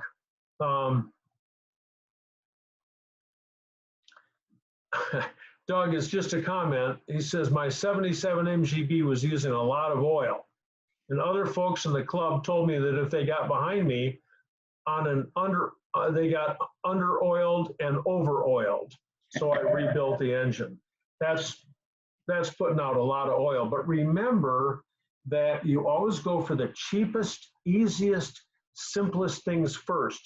And I remember a guy came around one time with an MG midget, and he said, my engine's using all this oil. How much to rebuild the engine? And I gave him a price. And he went to one of my competitors, and he underbid it and then added on all this cool stuff. And by the time it was all done, it cost him 2-3 times what I was going to charge him to do it. And it still burned oil. So he was on fire. And so he comes around to my shop and he said, well, is the thing. And so there's a midget with the 12G2194 plastic Y piece that vents the front cover into the carburetors. So it's like I don't know, must have been a 70 midget around there or something, 74. So I took the hoses off there and pursed my lips around that hose, took the oil filler cap off and couldn't blow through that hose. So I said, well, let's change the front cover on that engine. Changed it. All his oil smoking was done. So, so before you rebuild the engine, like Doug did, just make sure that your EGR system, your evaporative loss system, that the engine can ventilate. I had a guy with a TD out in California, and he and I talked back and forth 3 or 4 times because the side cover on the TD engine is designed in a certain way. It's got an oil draft tube as big around as your thumb, so all the blow by can get down this tube and get spilled on the ground. And the owner somebody had changed the side cover to this really beautiful polished aluminum thing and with little tiny vents in it. And the gasket interfered with the vents, so the engine couldn't vent. So the whole engine just went, and it was blowing oil and smoking and everything. And all he had to do is change that side cover. So sometimes it's easier than that. We got another one, is Advanced Auto Wire having problems. All right, from Tom Snook. How do I get on your email list? You know, I just talked about that with my daughter, and I said I've got to get somebody to take the individual emails that show up here and get them over onto Constant Contact. I do advertise this on MG Enthusiast, on my Facebook page, and Constant Contact, but I don't have a way right now, and I think the link's broken on my webpage of getting your name, so you can't just click and add your name to Constant Contact. It's just fixing it. It's just finding somebody that will do it for me. So anyway, Tom Snook says I have several good driver's handbooks that need a good home, and he's got a magnet one. You guys can look in the chat. I think you guys can see the chat over here. And it's Tom Snook, and he says I still have your manual from the February 1990 carburetor class. So anyway, Tom Snook, you can find my address on my website. I think you can. I should have that behind me, like Rich Caldwell told me. It's John Twist, my name, John Twist at universitymotorsltd.com. So if you go on my website to find my email address, remember there's that yellow PayPal button there. So, okay, I won't bug everybody about that too much. So anyway, so Tom Snook, yeah, there's somebody out there wants that stuff for sure. So I'll see what I can do about coming up with a way to get names back onto that distribution list. And Tom Snook, if you go on Facebook, if you're a member of Facebook, I know you're my age or so, and sometimes some of that stuff is daunting. But Facebook is a place, and you can also go on eBay. That's a little more complicated. You got to set up accounts and everything, but somebody wants those books. Jim Kloss, I have a clutch that won't disengage when going into reverse. I've rebuilt both the slave and the master. I'm about to replace the flexible hose. That's not the problem. But if you're doing the other ones, you should do that at the same time.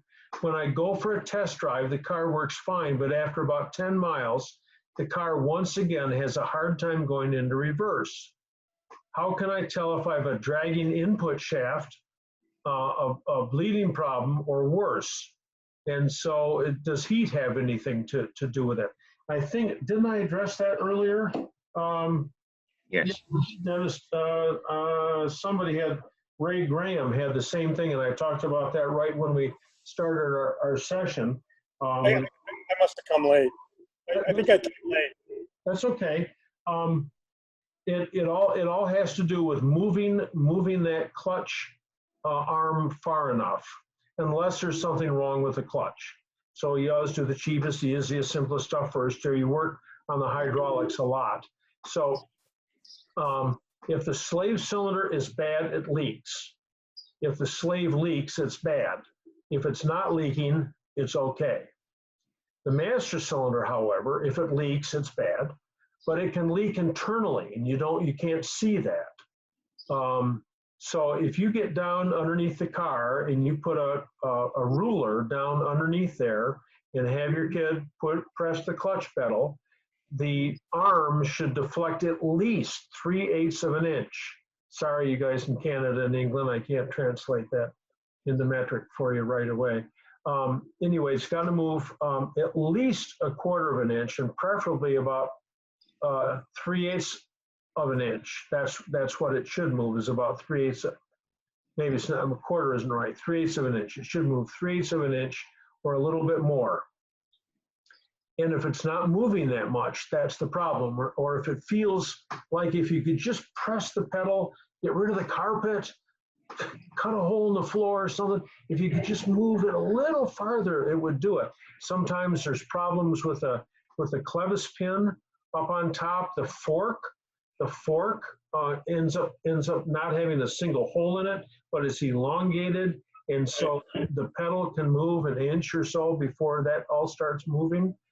And then there's a bleeding technique that's in addition to the normal bleeding technique. You're bleeding the clutch. It's really helpful to have a piece of clear hose down into a bottle, just like they show you in the workshop manual, and then have some fluid in the bottom. And after a couple bleeds and all the air is out of the system, you can tell for sure if all the air is out of the system.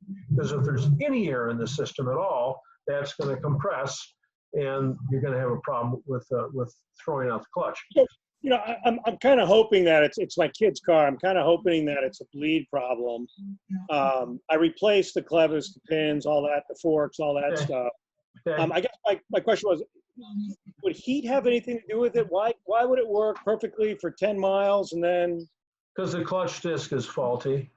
I didn't want to hear that till the winter. I didn't say it.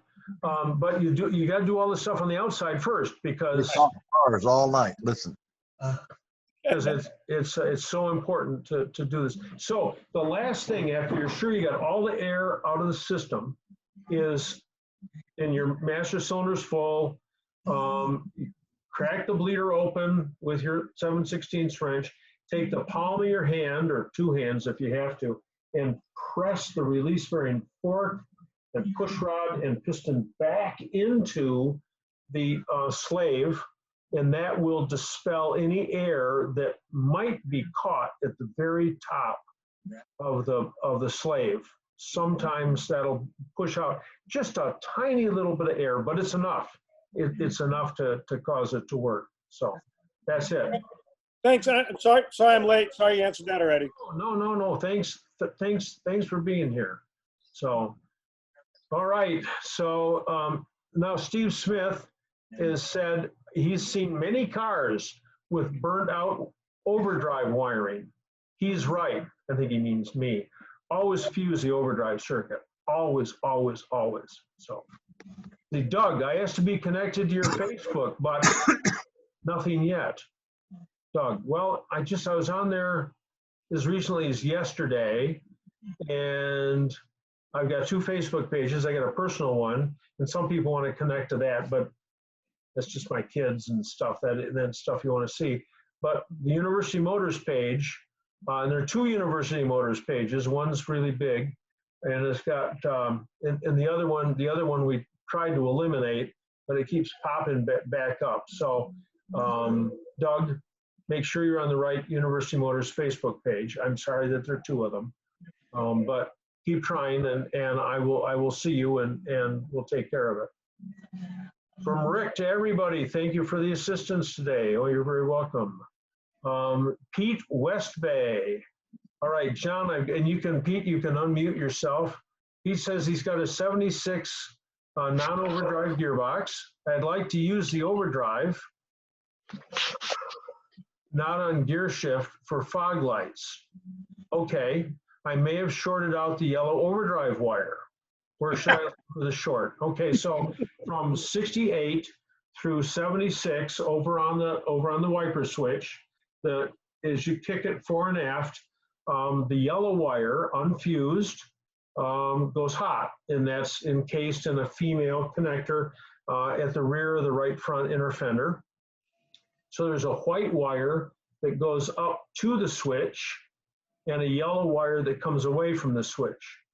If it's overheated, sometimes the switch itself will cease making contact because it gets hot. There's plastic in there and it gets hot, and the contacts move. So you're going to have to use an ice, the best electrical test tool that you can get. Throw away the meter. You don't want a meter. You just want a cheap ice pick kind of test light that you can get at Napa with a bulb that takes current. So what's the first thing you do with your test light? Test it. Always test the test light. So you turn the ignition on. Is the white wire hot? Yes, it is. You go to the yellow wire, you pierce the wire, or you go into the connector, and you flip the switch. It goes hot, yes or no? It doesn't. Well, you got hot going in and nothing coming out. So now the column covers come off, and an aside about popping steering wheels off. The column covers come off, and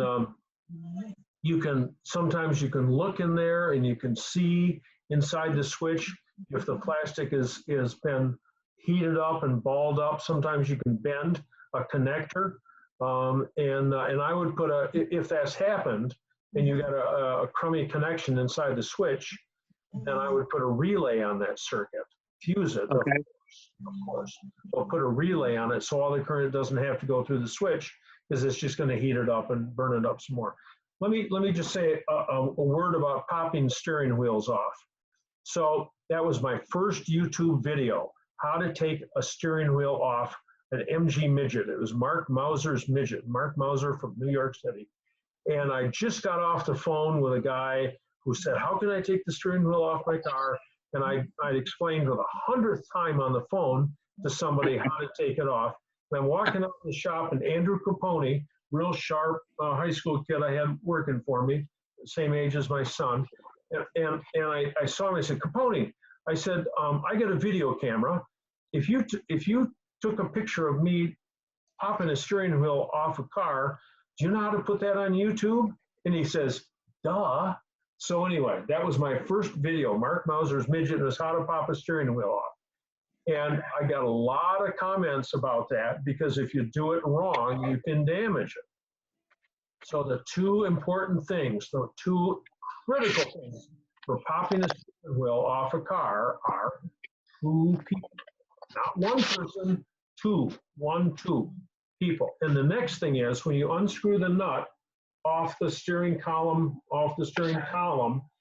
don't let the nut stand proud of the column, because then when you hit the nut, it's going to bend it, screw the threads up.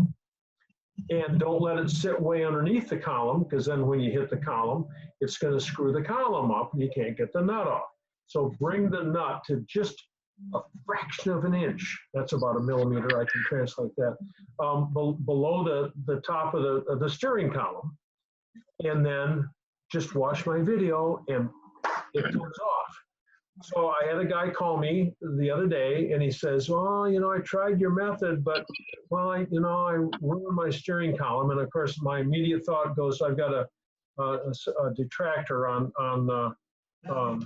MG Enthusiast or MG Experience, who says, don't follow the John Twist method. You'll ruin your steering wheel and ruin your steering column and everything. But let me tell you, this guy said, I said, just drive it up. I'll help you out. And I got all the taps and dies. His is a late model B, a 9/16 18 thread. And so we got the nut off, and I cleaned the threads on that, and I cleaned the threads on the column as best as I could and put the nut down where it's supposed to be. Now we had two people, and I held my brass hammer, and I was underneath there, and I said, now hit it. And he had a 3-pound massive, 3 pounds a big hammer. And bam! I said, no, you got to hit it. You hit it hard. And I'm pulling on the wheel as hard as I can with my knees, my hand, hammer, just like in my video, and wheel comes right off. Okay. So then I'm working on a Nash Metropolitan. I admit, I've been corrupted. Anyway, I was working on a Nash Metropolitan this week because it's got BMC front suspension and MGA running gear and stuff. And the steering wheel is fixed to the position of the left front wheel, and the steering wheel was like this, and the owner wanted it, of course, like that. So I said, well, we've got to take this off. Now this has got a trafficator down the middle of it, like a Healy. Oh my gosh! So we take the trafficator out, back the nut off to the end of it, and the owner of the car, a female, maybe isn't quite as strong as some guys, but we kept doing it, and sure enough, the wheel popped off, and we didn't mess up the threads at all. So if you're going to pop the wheel off, like you have to on a 77 through 80 MGB to change the turn signal switch, got nothing to do with the overdrive, and that's where we started. But if you have to pop the wheel off, look at my video and follow the instructions carefully, and it will pop right off. You don't need a puller. Anyway, that's just an aside. So yes, you can use that switch on the column 68 through 76 for fog lights. You can use it for your fuel pump. Hey, how cool is that? Then, you know, when you're out on a date, you can flip the switch without her noticing and go, geez, honey, you know, I guess we ran out of gas. We'll have to park here for a while. Old story. So anyway. Well, thank you, John. Yes. Thank you for that. You're welcome. Steve Smith, you're still there. Classic car, auto electrician, specialized in British classics and supercars. What's a supercar? Ferrari, Lamborghini, Maserati. Oh yeah, all right. Okay. Well, the owners think they're supercars. We know different. Okay, all right. And that's what you do as a trade? Yes. Oh, very nice. Where are you located? Kent, southeast England, near London. England. Guys from England on here. England. England. Yep. Yeah. Wallington, Surrey, maybe, or where? Close to there, not far. Croydon? Not far. Okay. Between London and Dover, on the way to the continent. Yeah. Yeah, asking questions. I was in a jail cell in Dover. Were you? Yeah, I was. Oh yeah. Tell us more. I didn't have my proper immigration papers. Oh, we're very strict over here. We don't let anybody in, you know. I didn't. That hasn't been true for the last 20 years, has it? It was in 1972 when I went to England. Yeah, I had to go in twice. I'll tell that story next time, although it does appear on my website. So anyway. Just one more thing, John. I'm talking to you from a hospital room, believe it or not. Oh, I see that. You're just finishing your chemo treatment. And what time is it there? About 3 o'clock in the morning? Now, yeah, it's 1:43, so it's 1:45. Okay. Well, if you're getting chemo, you need some sleep, so you're going to have to tell him you get to sleep in I'll set the tomorrow. alarm to see the legend that is John Twist. Oh, geez. All right. Okay. All right. Now from St. Louis, Robert Betzinger. Might want to wire the battery cutoff switch to the negative battery terminal. Okay, but I was just thinking about the placement of the battery, and the battery's close. So yeah, that's the traditional way to do it, is to knock the negative terminal off. But if the reason for that is there's so many connections that could, short out to the metal of the body. Okay. It's better. I think it's better just to do that. It doesn't really matter either way. So. Well, what's a Healy do? The Healy knocks out the ground connection. Yeah, it does. Okay, and then the Healy also has, when you flip it to off, it also has a wire, a white with black wire that runs from the distributor side of the coil all the way back to that switch. So when you turn it off, it grounds out the coil, so you don't get any more spark. Otherwise, the car could continue to run because the dynamo is making enough electricity. You take the battery out of the circuit, it'll continue to run. So that's what the race cars do. Because when you turn it off, you don't want any problem at all. So, okay, Clay Wiseman. Oh boy, okay, he's got a 65 midget, and here, let's see, Clay, if you're still on, you can unmute yourself. He says, I'm changing out my thrust bearings on the differential gears.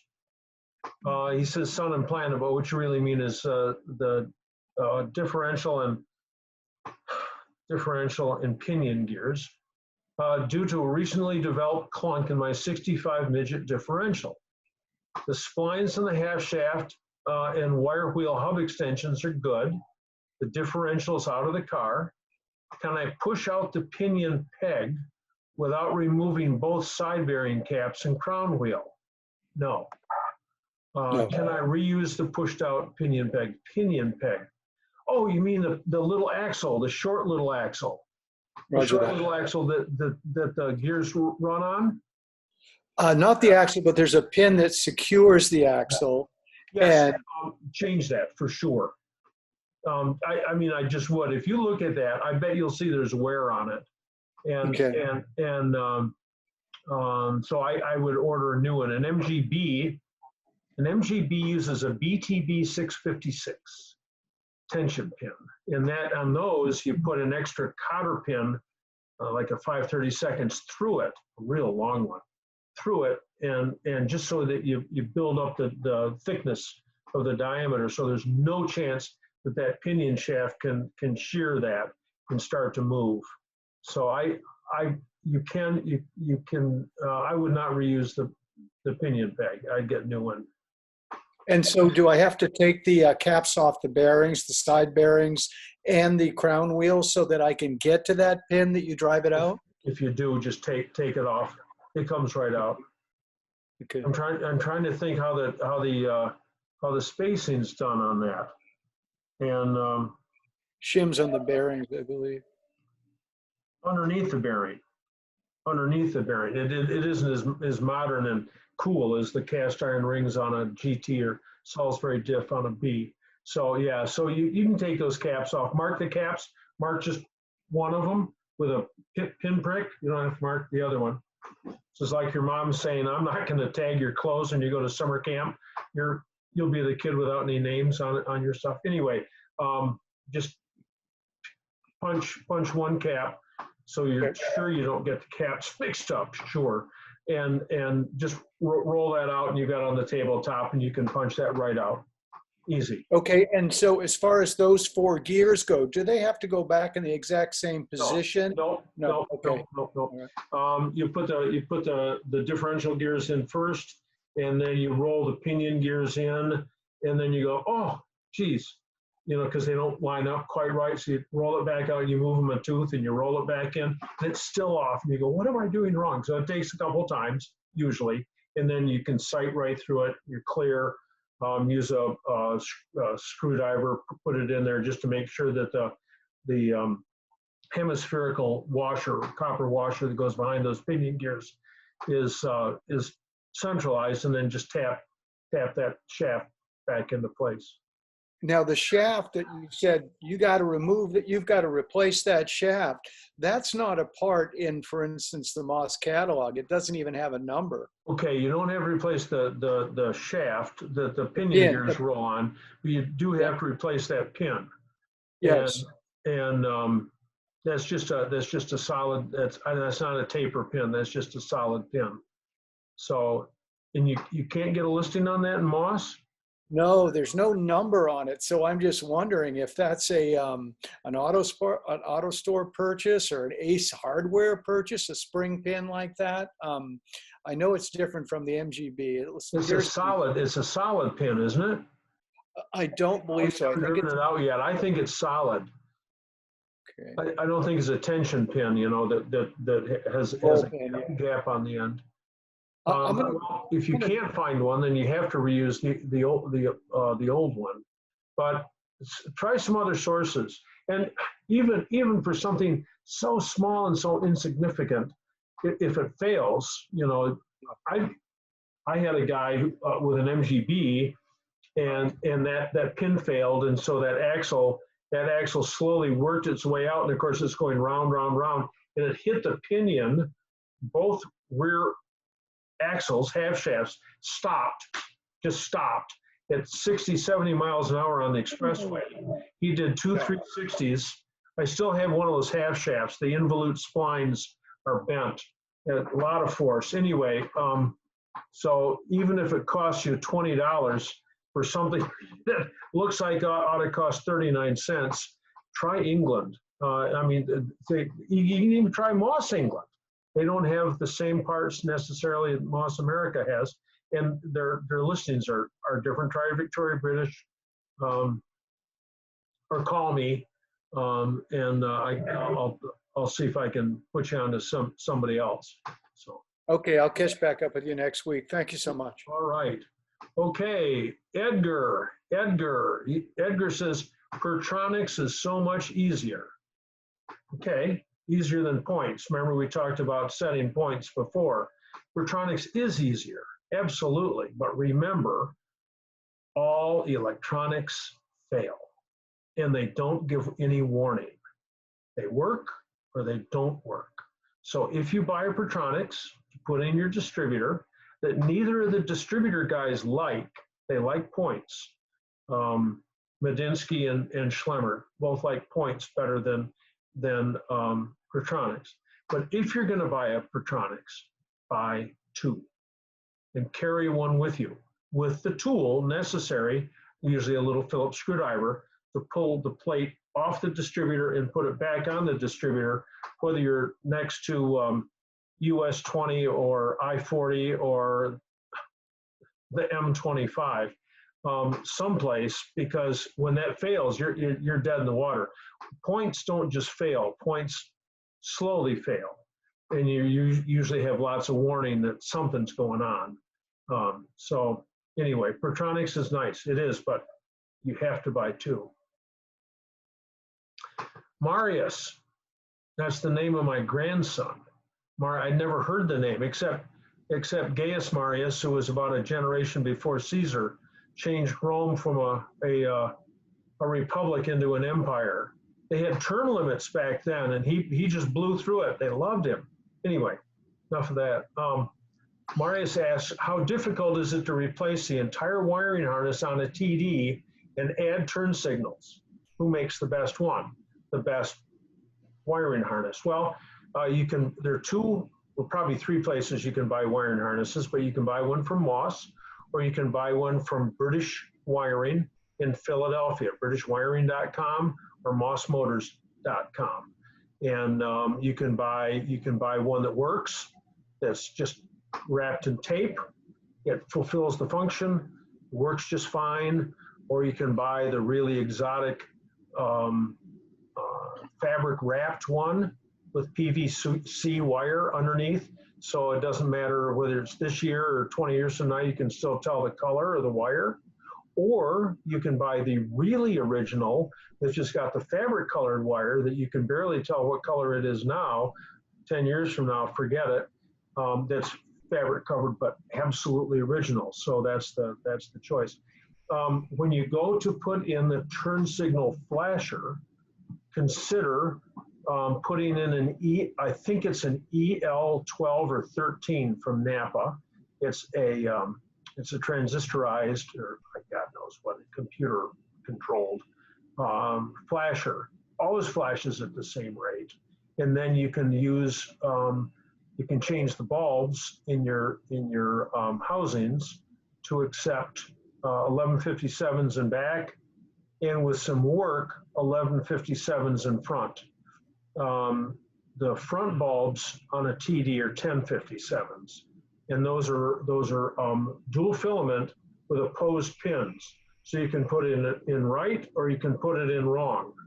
Okay, so if you get an 1157 bulb, you end up having to grind off one of the little pegs on the side and pushing it in. It's only being held in with one peg, but that way you can experiment and get it in the housing for the front correctly. The vacuum unit is easy. That mounts just off to the right a little bit, or if you're in Great Britain, I suppose off to the left a little bit of the gear lever. So when you're changing gears, your thumb or your hand isn't following that. So anyway, it's a task. Changing the wiring in a TD, oh my gosh, changing the wiring in anything, it's several days of work, literally, because you've got to mechanically put the wiring into the right place. And then in the case of the TD, you cannot lie. You take the seats out and work on your back up behind there? No way. No way. So you're going to take the dash loose, fold the dash out, make all the wiring behind there. Any MGB prior to 1967 has no fusing on the parking light circuit. Add an inline fuse. There, you can use a blade fuse if you want, because it's up underneath the dash. But always fuse the red with white parking light circuit, because there is no existing fuse in place. And if you make a mistake wiring the car, and let me tell you how common it is and how many people I've talked to, you know, you're running all those wires to the back of the car, and you put the license plate assembly on, and you run the wires inside there, and you tighten everything all down. Little did you know, but the wire, as soon as you covered it, changed position and fell underneath the housing. And you tighten it up, and it's pierced the insulation now, and it's got a ground. So you turn on your parking lights. And after 2-3 minutes, you get this smell and you go, I wonder what that is. And then you look back at the back of the car and you see the smoke. Now you got to suffer the indignity of explaining to other people that are in your household that you've just burned up a new wiring harness. So put an inline fuse, 10 amp fuse is fine. Between S1 on your headlamp switch, or T, if it's a T type. Was this a T type? Yeah. There's a T terminal on the back of that big headlamp switch, T for tail, and just run an inline fuse from there out to there's like 5 or 6 red wires that somehow the British in their magical way were able to stuff all those underneath this little tiny grub screw. But when you put an inline fuse in there, you hook the inline fuse to the switch, bring the end out, and now you can put 2 or 3 reds paralleling that and a couple of reds coming the other way, and use a big yellow butt connector. Oh, I can't do that. I got to put bullets on the end of each one and put it however you do it. And you can jam them all together and crimp it, and it works great, and it's fused. So anyway, that's my comments about that. Who makes the best harness? I don't know. It's all just wire. It all works. So. Thank you. Okay, Steve Smith. Can you run through the failure of the handbrake warning light diode on the late bees and midgets and engine cranking? He's had it happen a couple of times. All right. So this is a 77 through 80 MGB or midget. When you turn the key over to start, the red with white wire energizes the starter relay, but it also goes through a diode and it lights up the brake warning light on the 77 through B. You got the 4 high beams ignition. Oh my gosh. The bottom is the brake warning light switch. High beams, ignition. What's the other one in there? I'm blank. Anyway, the bottom one, when you turn it over to start, that light should come on. That light should illuminate to let you know that the light works. So when that diode, and then if you have the handbrake on, there's a green with orange circuit that runs up to that warning light switch and illuminates the switch to let you know the handbrake's on. And then of course it's also hooked to the brake failure switch on the bottom of the master cylinder, so that when your rear brakes bleed out and leak and don't work anymore, and your foot's on the floor and it's hard to stop the car, there's a light that comes on that tells you that the brakes are bad. So when that diode goes bad and you pull up on the handbrake, it lights up the light, but it also, because the diode has gone continuous, the electricity goes back through and energizes the start circuit. So you can turn the key, when this happens, you can turn the key on, pull up on the handbrake, car starts up, and then drop the handbrake. If you pull the handbrake on while the engine's running, the starter motor engages. The Bendix, it isn't a Bendix, but it's a Sprague clutch, is designed to freewheel when the engine starts to run faster than the starter motor, but it can't handle the speed of the engine.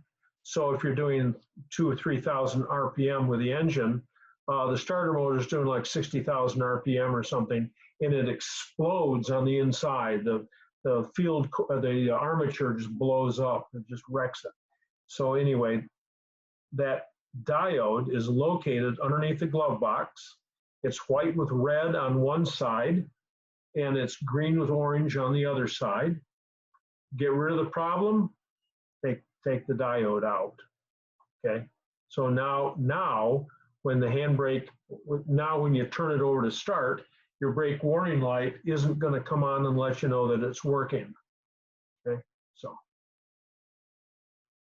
he says he's had a couple do that, and it baffles folks. That is for sure. I had a guy one time, and the wiring is, if you lose a ground in the wiring, all kinds of weird stuff happens. So I had a guy when his when his cooling fans came on, the starter motor engaged. That was interesting. So anyway, Peter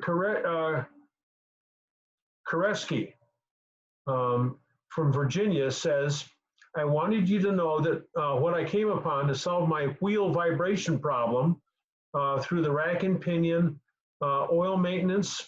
In the past 2 sessions, you discussed how to perform this messy maintenance on the steering rack. My left boot was leaking, so I put the car on jack stands and removed the wheels to get a better advantage. I managed to tighten the left boot, but when I was replacing the lost 90-weight gear oil and moving the wheels side to side, I noticed a slight click from my left wheel. It was about a 32nd of an inch click. I thought my inner tie rod had become loose again. I tightened it 3 years ago, an example of one of your videos. I removed the new clamp on the boot, let the oil out. Remember, the rule is 3 times, right? If you put the oil in, you got to let the oil out later because you forgot to do something. And then you have to do it yet again. I moved the wheel slightly and observed the tie rod. It was not moving. There was no play, but I did notice that the rod to the pad rack damper moving up and down. So there was a little bit of play in the damper. So he says, last year I serviced the steering rack and removed one of the thin brass shims as you suggested. So anyway, he doesn't say exactly, I maybe ran out of space, or maybe his fingers failed when he got to the double G and suggested, but it sounds like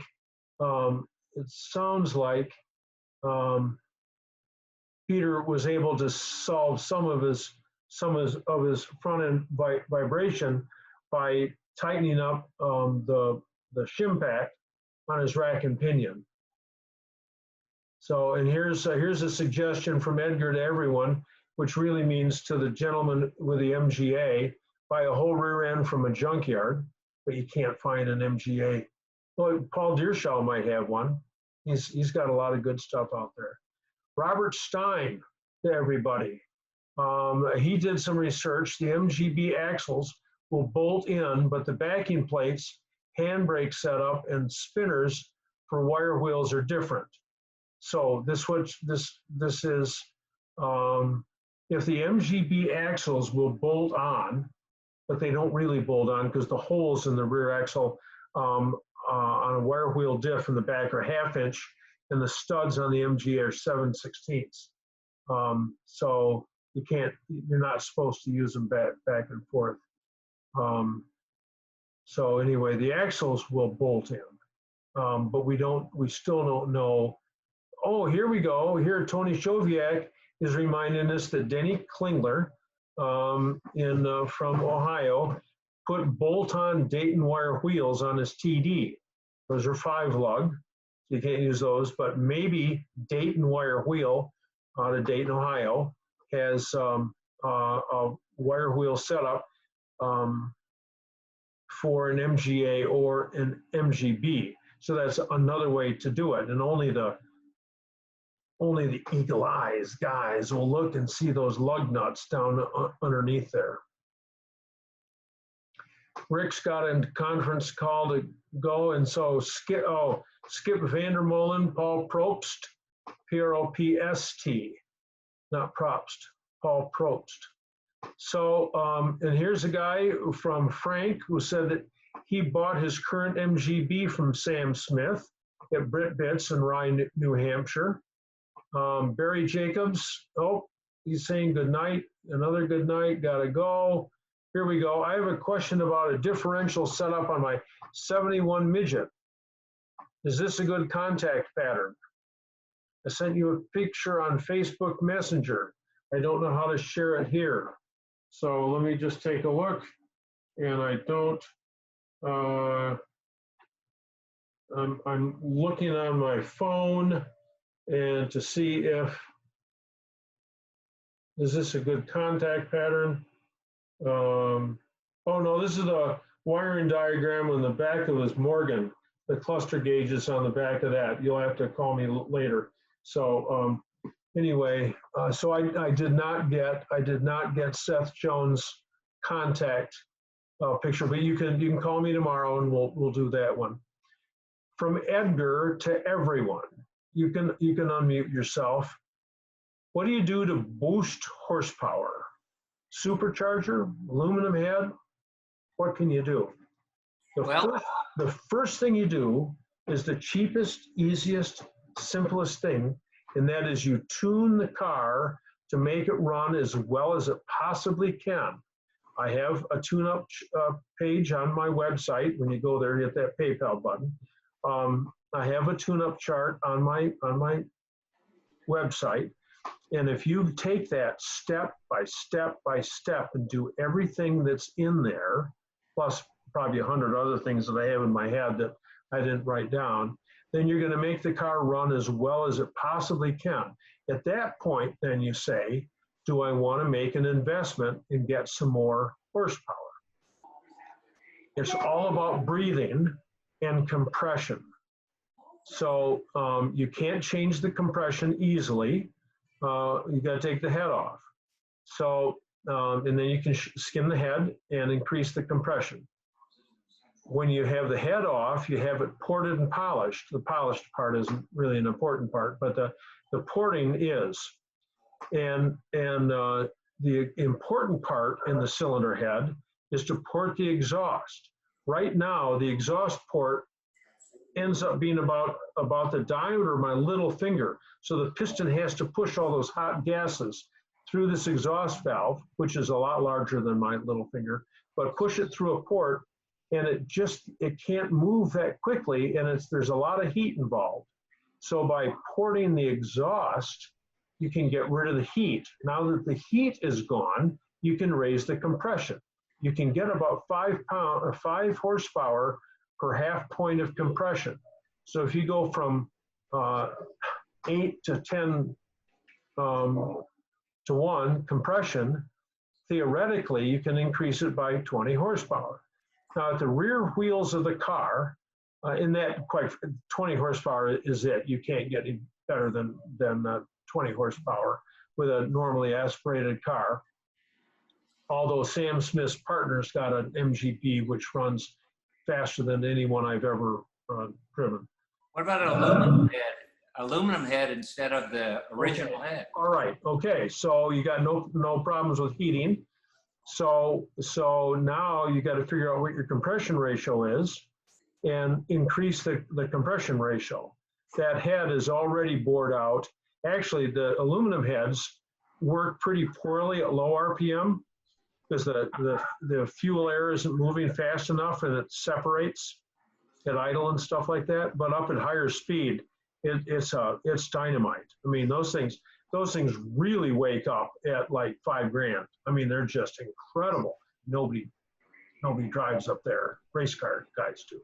But anyway, so by increasing the compression, you can get more power out of your car. After that comes, and that's pretty easy. The head comes off, it gets shaved. You got to do the calculations and jump it up to about 10 to 1.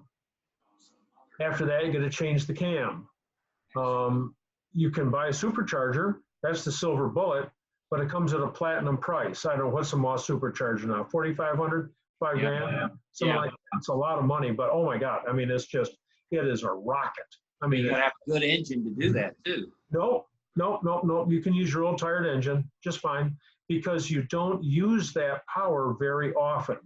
Well, the first month that you buy the supercharger, you do, but after that, you're just driving normally. I mean, and whether you got a supercharger on it or it's just normally aspirated, 60 miles an hour is 60 miles an hour. It's only your rate of acceleration. And actually, an older engine is a little looser and will rev up faster. So with an aluminum head and a blower, oh my gosh, that would really take off. You can't just buy, if the part says race part on it. That's what the old BMC catalogs. If it had a prefix, I think it was a C, as a competition part, and it cost 20 times as much as the normal part. But if you bought all the competition parts and just bolt them on, the car might run worse than it runs now. You got to deal with the whole package. So if you want to know some more detail about it, but it's tuning it first, make it run as well as you possibly can, making it breathe, raising the compression, matching the cam to the compression. So in that kind of order. A normal MGB, just a normal, like a 67B, you put it on the dynamometer, your maximum horsepower at the rear wheels is about 60. 60. That's all? Yeah, that's all. That's what it is. I have a 73. I've had it for 45 years. Okay. And it runs perfect. And when it really, I know every nut and bolt in that car. And I don't know if you know Skip Robbins here in Houston, but he's pretty much a guru here too. But I got it running great. But you know, like you said, a 73 probably only has 50 horsepower to the real world. Oh, I don't know, but by the time you're all done, you can, there's all this stuff you can do. You can move back to a 40897 distributor, take your rear carburetor, send it off to Medinsky. He'll bore it to put a port in it so you can have ported vacuum.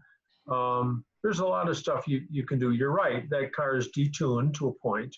The compression's lower and so forth because it had to meet emissions. And the distributor is the main controller of the engine. It's the nervous system of the engine. And that's what makes it run good or bad. Where can I send that out? Because that is the only thing on my car that I have not. I put Pertronics in it, but yeah, that's just putting points in it. Yeah, but the distributor really is the only thing I've never replaced on that car. Go for it. That's probably what really needs to be done. Go for it. Go for it. Where should I send it, or should I just put a different one in? Contact Rob Medinsky in New Hampshire. Is the name of his firm is British Vacuum Unit. Okay. Okay. British Vacuum Unit. And you're going to send him your rear carb and your distributor, and he's going to send you back your rear carb changed a little bit with a port on it for the vacuum advance, and he's going to send you back you can write it down, a 40897 distributor. And that's the best distributor for the MGB. They use that from 62 to 67. In 68, they got a 41188, I think, distributor in there. And every year after that, almost every year after that, they changed the distributor. They had different distributors for Japan and France, or the EEC. Remember, there was an EEC before whatever it is now, the European Union. And can I just buy that distributor instead of? No. You can buy a used distributor and send it off and get it done. But you got to take, call Medinsky, find his website, ask him how long it's going to take, and tell him what you want to do. You want to get your rear, you want to get a 40897, you want to get your rear carburetor ported, and that'll make a difference. You get some more power out of that. The most I ever got out of a 73B, normally aspirated, was 75 horsepower at the rear wheels. Wow.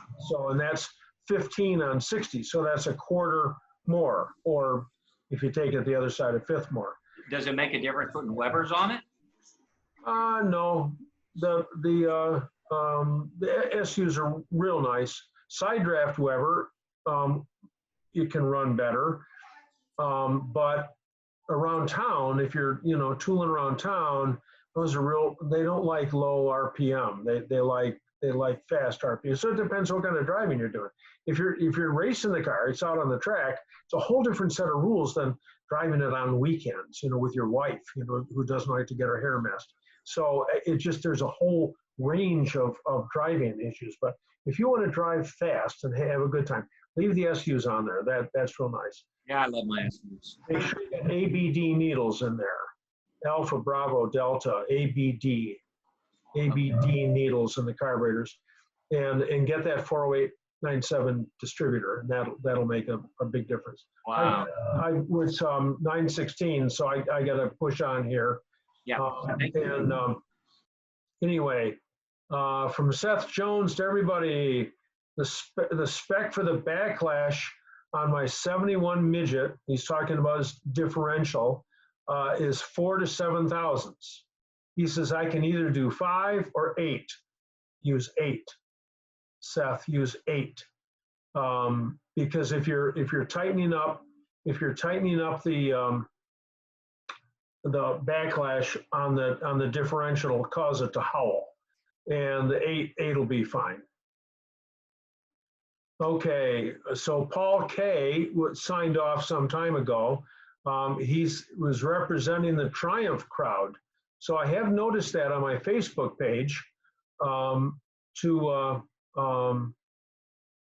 have noticed that on the Facebook page that a lot of TR guys are on the University Motors page. Seth Jones, how do I get Twist to answer my question? Well, it finally came up in queue. This is like listening to one of those telephone recordings. Says your phone call is important to us. Your wait time is approximately 28 minutes. You know, there are 200 phone calls in front of you. From Steve Smith to everybody, the early MGAs used different colors to the rear turn signals and stop lamps. Yes, you're quite right. We've got white with purple is left, and white with brown is right. You're right, because it's got that box back there. Quite right. Here we got Moss. Here we got for Jeff. Moss sells an antenna that mounts under the dash. Look on their accessories page. Okay. So Jim Klaas says, I put a Bluetooth amp in my truck, wired it to the lights and the speakers. I use my iPhone in the cockpit to play radio or music. Works great, and no wiring. Oh, sorry, he says I put it in the boot. So anyway, so you can always use Bluetooth and iPhones, but get rid of the radio. You can't hear anything anyway in an MGA running down the road. Bill also says that Moss offers a hidden antenna. It doesn't work as well as a regular one, but it's better than nothing. So you can get your local AM station. Denny Elliman, great to see you back on video. John Avalone, you clean up real nice. Thank you very much. I'm vying for a new job here, huh? Cindy, last week, 84-degree weather, my 69 Sprite stalled going up a steep hill of half a mile. I changed the fuel filter, drove it another half mile, and it stalled again. After 10 minutes, it started again, but ran rough when giving it more gas on the next 8 miles home. At least you got home, at least that. So is it the temperature? Is it that what's going on? So you need 2 things for the car to run. You need 3. You need compression, you need spark, you need gas. So the compression didn't change. My guess is the compression didn't change between one point and the next. What about the fuel delivery? Take the line off the front carburetor. This is a 69 Sprite. Take the line off the front carburetor, put it into a bottle or a can. You or your associate turns on the key, and you look at the amount of fuel that's dumping out. It should pump 1 pint per minute. Tick, tick, tick, tick, tick. It only moves, a teaspoon of fuel at a time, but a lot of ticks in a minute. So one pint per minute. You can, right away you can tell. It's either gushing out of there, it's a barely, is it a dribble? You have to have spark. Sometimes when the points are getting crummy, you can check for spark visually, and you have spark, but it's not enough spark. So if it's a 69 Sprite, it's probably got a side entry cap, meaning the wires are put into the cap and they got screws in them. So it's hard to pull a wire out and check. And it's hard to check this anyway, but you can take the cap off You can put the car in 4th gear. You can put a bright light, get the rotor out of the way. The rotor only goes back on one way, cap only goes back on one way. Well, most of the time. I've seen a lot of weird stuff, but you won't have any problem. They only go back on one way. And push the car until the points open, and then push it till they close again. Push it till it opens. That's only pushing it 2 feet. The engine cycles every 10, 11 inches. So you can see if the points are opening or not. If they're not opening, that's your problem. And you've got to take the distributor out of the car, put new points in it, or at least to clean and adjust the old ones, and put it back in and time it. So that's the answer to that. It's either spark or gas. Hey, John, can you hear me? Yes. This is Cindy. Yes. I don't know how to put my picture on, but thank you so much for all you're doing here and over the years. But my further question was, which I typed further down, I have an aftermarket electric fuel pump right by the carburetors. Okay. I'm wondering if that's dying and wasn't able to pull the fuel from the gas tank. Okay. Or if I should put on a solid state pump back at the gas tank, the SU pump. Well, don't get a solid state one because all electrics fail eventually. And so when those fail, you're dead. With points, you can beat on it and it'll work for a little bit. So if you've got a pump that lies below the fuel tank, it takes a little bit of suction to pull the gasoline out of the tank, but really it siphons out. And then it pushes the gasoline up to the front. But if you've got the pump in front, there are circumstances where the gasoline gets so hot that it boils. Once it boils and turns into vapor, you get vapor lock. That's on the inlet side of the fuel pump. Vapor lock. Loose suction. And you can't, it just won't move. It won't move anything. So, it's like, can you go out in the car today and it runs perfect, or does it still run crappy? If it runs perfect today, that sometime after it's cooled down, then maybe you got vapor lock, and you should put a fuel pump back where the original one was, whether you put an SU pump or an aftermarket pump back there. So their midget 1500s have a horrible problem with vapor lock because they have a pull type pump. But that could be the issue. So. Okay, thank you very much. You're welcome. You're welcome. Okay, Albert's iPad. Does anyone know of good MGB rebound straps? I don't. Somebody called me today or yesterday and asked me about those. And Moss sells some fabric ones, but they haven't got any pull to them. The original ones had a little bit of pull. The straps keep the body of the car from coming up too high off the rear axle. So these straps connect to the chassis frame and to the rear axle. There's bumps up above the leaf springs to keep the body from totally collapsing the leaf spring and banging against metal to metal. And conversely, there's these straps to keep the body from rising up. When you go over a bump or something, keep the body from rising too high. Fabric straps are probably better than nothing. The rubber straps that are out there are for the last 5 years have been awful. Maybe somebody else has a different style of rubber strap, I don't know, but Moss does have fabric straps. So I know we made some up out of belting material. We've got some conveyor companies here in Grand Rapids, and one of our customers worked there, and I don't know, he's just there at the right time, one of those happenstance things. And he said, well, this conveyor belt stuff we've got's got some give to it. And we cut straps of that and made axle straps as dynamite. And we even offered them to one of the major suppliers who said, no, they're too expensive. Like, well, they work. anyway, so anyway, so I don't know of any good rebound straps. The ones Moss has are the only ones that you can get, and they do work, and they're okay. So Doug, just connected to the University Motor site, good. And here, Seth, the pin. This is the question about the differential, and the pin is listed here, and he's got SpridgetGuru.com.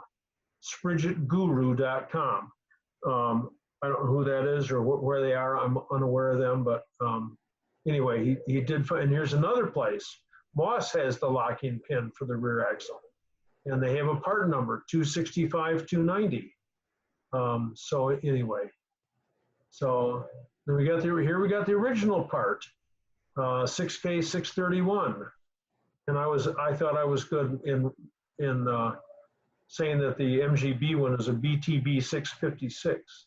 So Scott Lynn, to everybody, says, reading about rewiring the TD reminds me that my father bought a 52 TD, which had been completely rewired from a spool of yellow wire. You know, as long as you're the owner and you know where all those yellow wires go, you know, it works. I had a guy come up, you know, I do these rolling tech sessions. This guy comes up with an MGA, and he said, I took my car in for body work, and now the horn doesn't work. I said, well, don't come to me, go back to the body shop. And so they can't figure it out. So I opened up the bonnet. The whole thing is wired in red wire, the whole thing. I said, I can't, you know, I had a bunch of other cars to look at that day. I said, this is too, I said, call me, and I'll tell you how to do it. So Bob Betzinger says, convert most bulbs to LEDs. That's always a good idea. They're brighter. They don't carry any current, so the original flasher units don't work. So you got to go to Napa and buy that EL12 or EL13 flasher units. Recommendations for a fuel pump from Reg Z. You know, you can buy a new fuel pump, but there's a guy in Ohio, Tom Ball. And I think if you go on my website, here it is 9:30 too. If you go on my website, there's a little PayPal button there. You can press that too at the same time. But there's a list of other shops, suppliers, something like that. And you can find Tom Ball, and he's not in Akron, Ohio. He's in a suburb, I think. And he rebuilds fuel pumps, and he's got really, really nice looking, excellent quality rebuilt pumps. He's got an MGA himself. So that's my recommendation. Don't buy the electronic one. I mean, they work great. They work great until they don't work. And you can't beat on them like you can. I mean, every time you pick up a copy of MGA or the MGB driver, there's always an article in there about when I bought my first MG, and it always has to do with a hammer and the fuel pump, you know, beating it to get the thing home. Seth Jones weighs back in. He says, Barney Gaylord, that's a good site, mgaguru.com. Barney recommends a Facet, F-A-C-E-T, that's a trade name, a Facet fuel pump on his website. And Seth goes on to say, I use a solid state SU on my 71 midget, and he has for years. Great, they do. They work for, but once that's it, you're done. So anyway, it is 9:30, and I'm just, you know, there's a bunch more messages on here. There are, but I can't get to them because it's 9:30, and I'm half an hour. Easy for me to say, half an hour over anyway. So it's been a nice session. I hope I've been able to answer some people's questions here well, and I will do my best to get thank you notes out to other people who have given me contributions, and I thank you very, very much for doing so. And I'll read some of those names again next session. And the next session is, and I'll see if I can, it looks like it'll be the 4th of August, Tuesday the 4th of August. So I will send notes out. It'll be on my Facebook page. I'll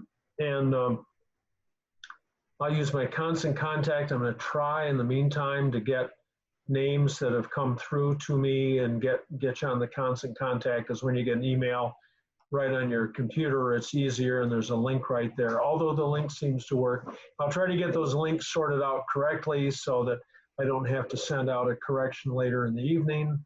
So I thank you all for your patience and putting up with me and my learning experience with Zoom.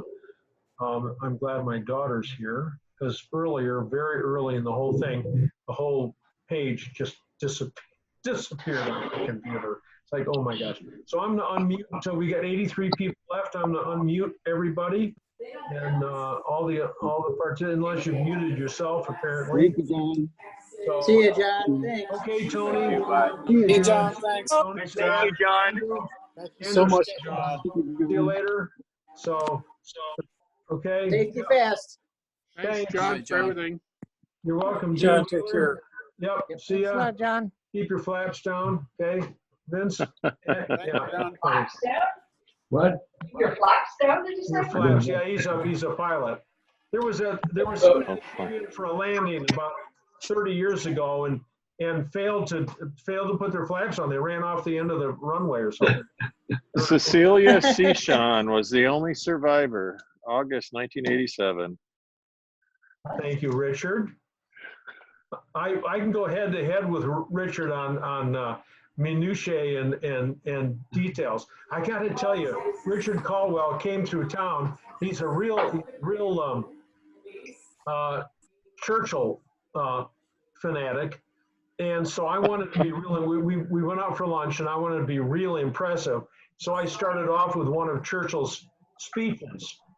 When a week ago today, Mr. Speaker, I asked the House to fix this afternoon as the occasion for the statement, I feared it would be my hard lot to announce the greatest military disaster in our long history. Some, I thought, and some agreed, that we might re-embark 20 to 30,000 men. Anyway, I went on with this for a couple paragraphs and stopped, and I thought Rich would be real impressed. But he ended the speech with the last two paragraphs of the speech. So he and I are a good match. Thanks for returning my book, Rich. Oh, I'm glad you got it. And you remember, John, when going through hell, keep going. Okay, all right. I loaned Richard Caldwell this book called The Rise and Fall of the British Sports Car by Whistler. Whistler. And it was reduced to a long magazine article called The Defeat of the Triumph. And it was this guy's doctoral thesis from the London School of Economics on St. Francis University in Pennsylvania. Yeah, that's where he works now. Yes. Yeah. And anyway, it's a doctoral thesis, and someone said, "Oh, I bought this book on eBay," and I said, "Oh, how much was that? $50?" He goes, "Dude, it was $250." So I looked for a copy and found one. It's a very limited published book. Very sad story. It's a sad story. Yeah. Anyway, thanks, Rich. Thanks for being here. Yeah, good talking to you, John. Doc? And thanks for the advice on my sway bar. Hey, Rose Beer, I see you there. Doc, how you doing? So, Bill? Yep. And Cindy's still on, but we're losing people, so we're down to 38 people now. We're just background. Who else is on here? So Tony's still here. Dan McGovern, you were on a lot earlier trying to make your thing work, I think. Working on that, and you just headed up there and you popped up. Yep. I was experimenting too. It was funny. Last week we were having a board meeting of our local West Michigan Old Speckled Hen MG Car Club, having a board meeting. There are like 6 people on, and we're talking about upcoming meetings and when we can resume and all that kind of stuff. And this guy pops up, and everybody's sort of like funny as, "Who are you?" And it was a guy from Fort Lauderdale, Florida, and he goes, Well, I just thought I'd check on your Zoom and see if you're on tonight. Oh, so yeah. So it doesn't matter when I go on. There's always somebody that pops up. Well, you can hack into everybody's meetings. That's one of the things that everybody was doing now is Zoom and getting in. Well, yeah, the guys that come in with the porn and the screaming babies and stuff. Yeah. The only good. John, tell What? Barbie tell Barbie the Shoviak said hi. I will. She's in the other room, but I absolutely I will. Okay. I will. So Dave's iPad. Who's that? Dave Hornby. You got it. Hey, Dave. How you doing? So Good to see you, John. You guys starting to calm down on this COVID stuff, or is it still crazy? It's pretty good in Canada compared to the US. The border's still closed. It is. So I can't pick any parts up from Little British, but we're managing. Right, and if you order them, you might as well wait until you can cross. I imagine the Yeah, mail. I have been ordering from the UK for the last few weeks, which is Yeah. pretty good. Yeah. We'll see you in August, John. Okay. See ya. See you in August. Take care.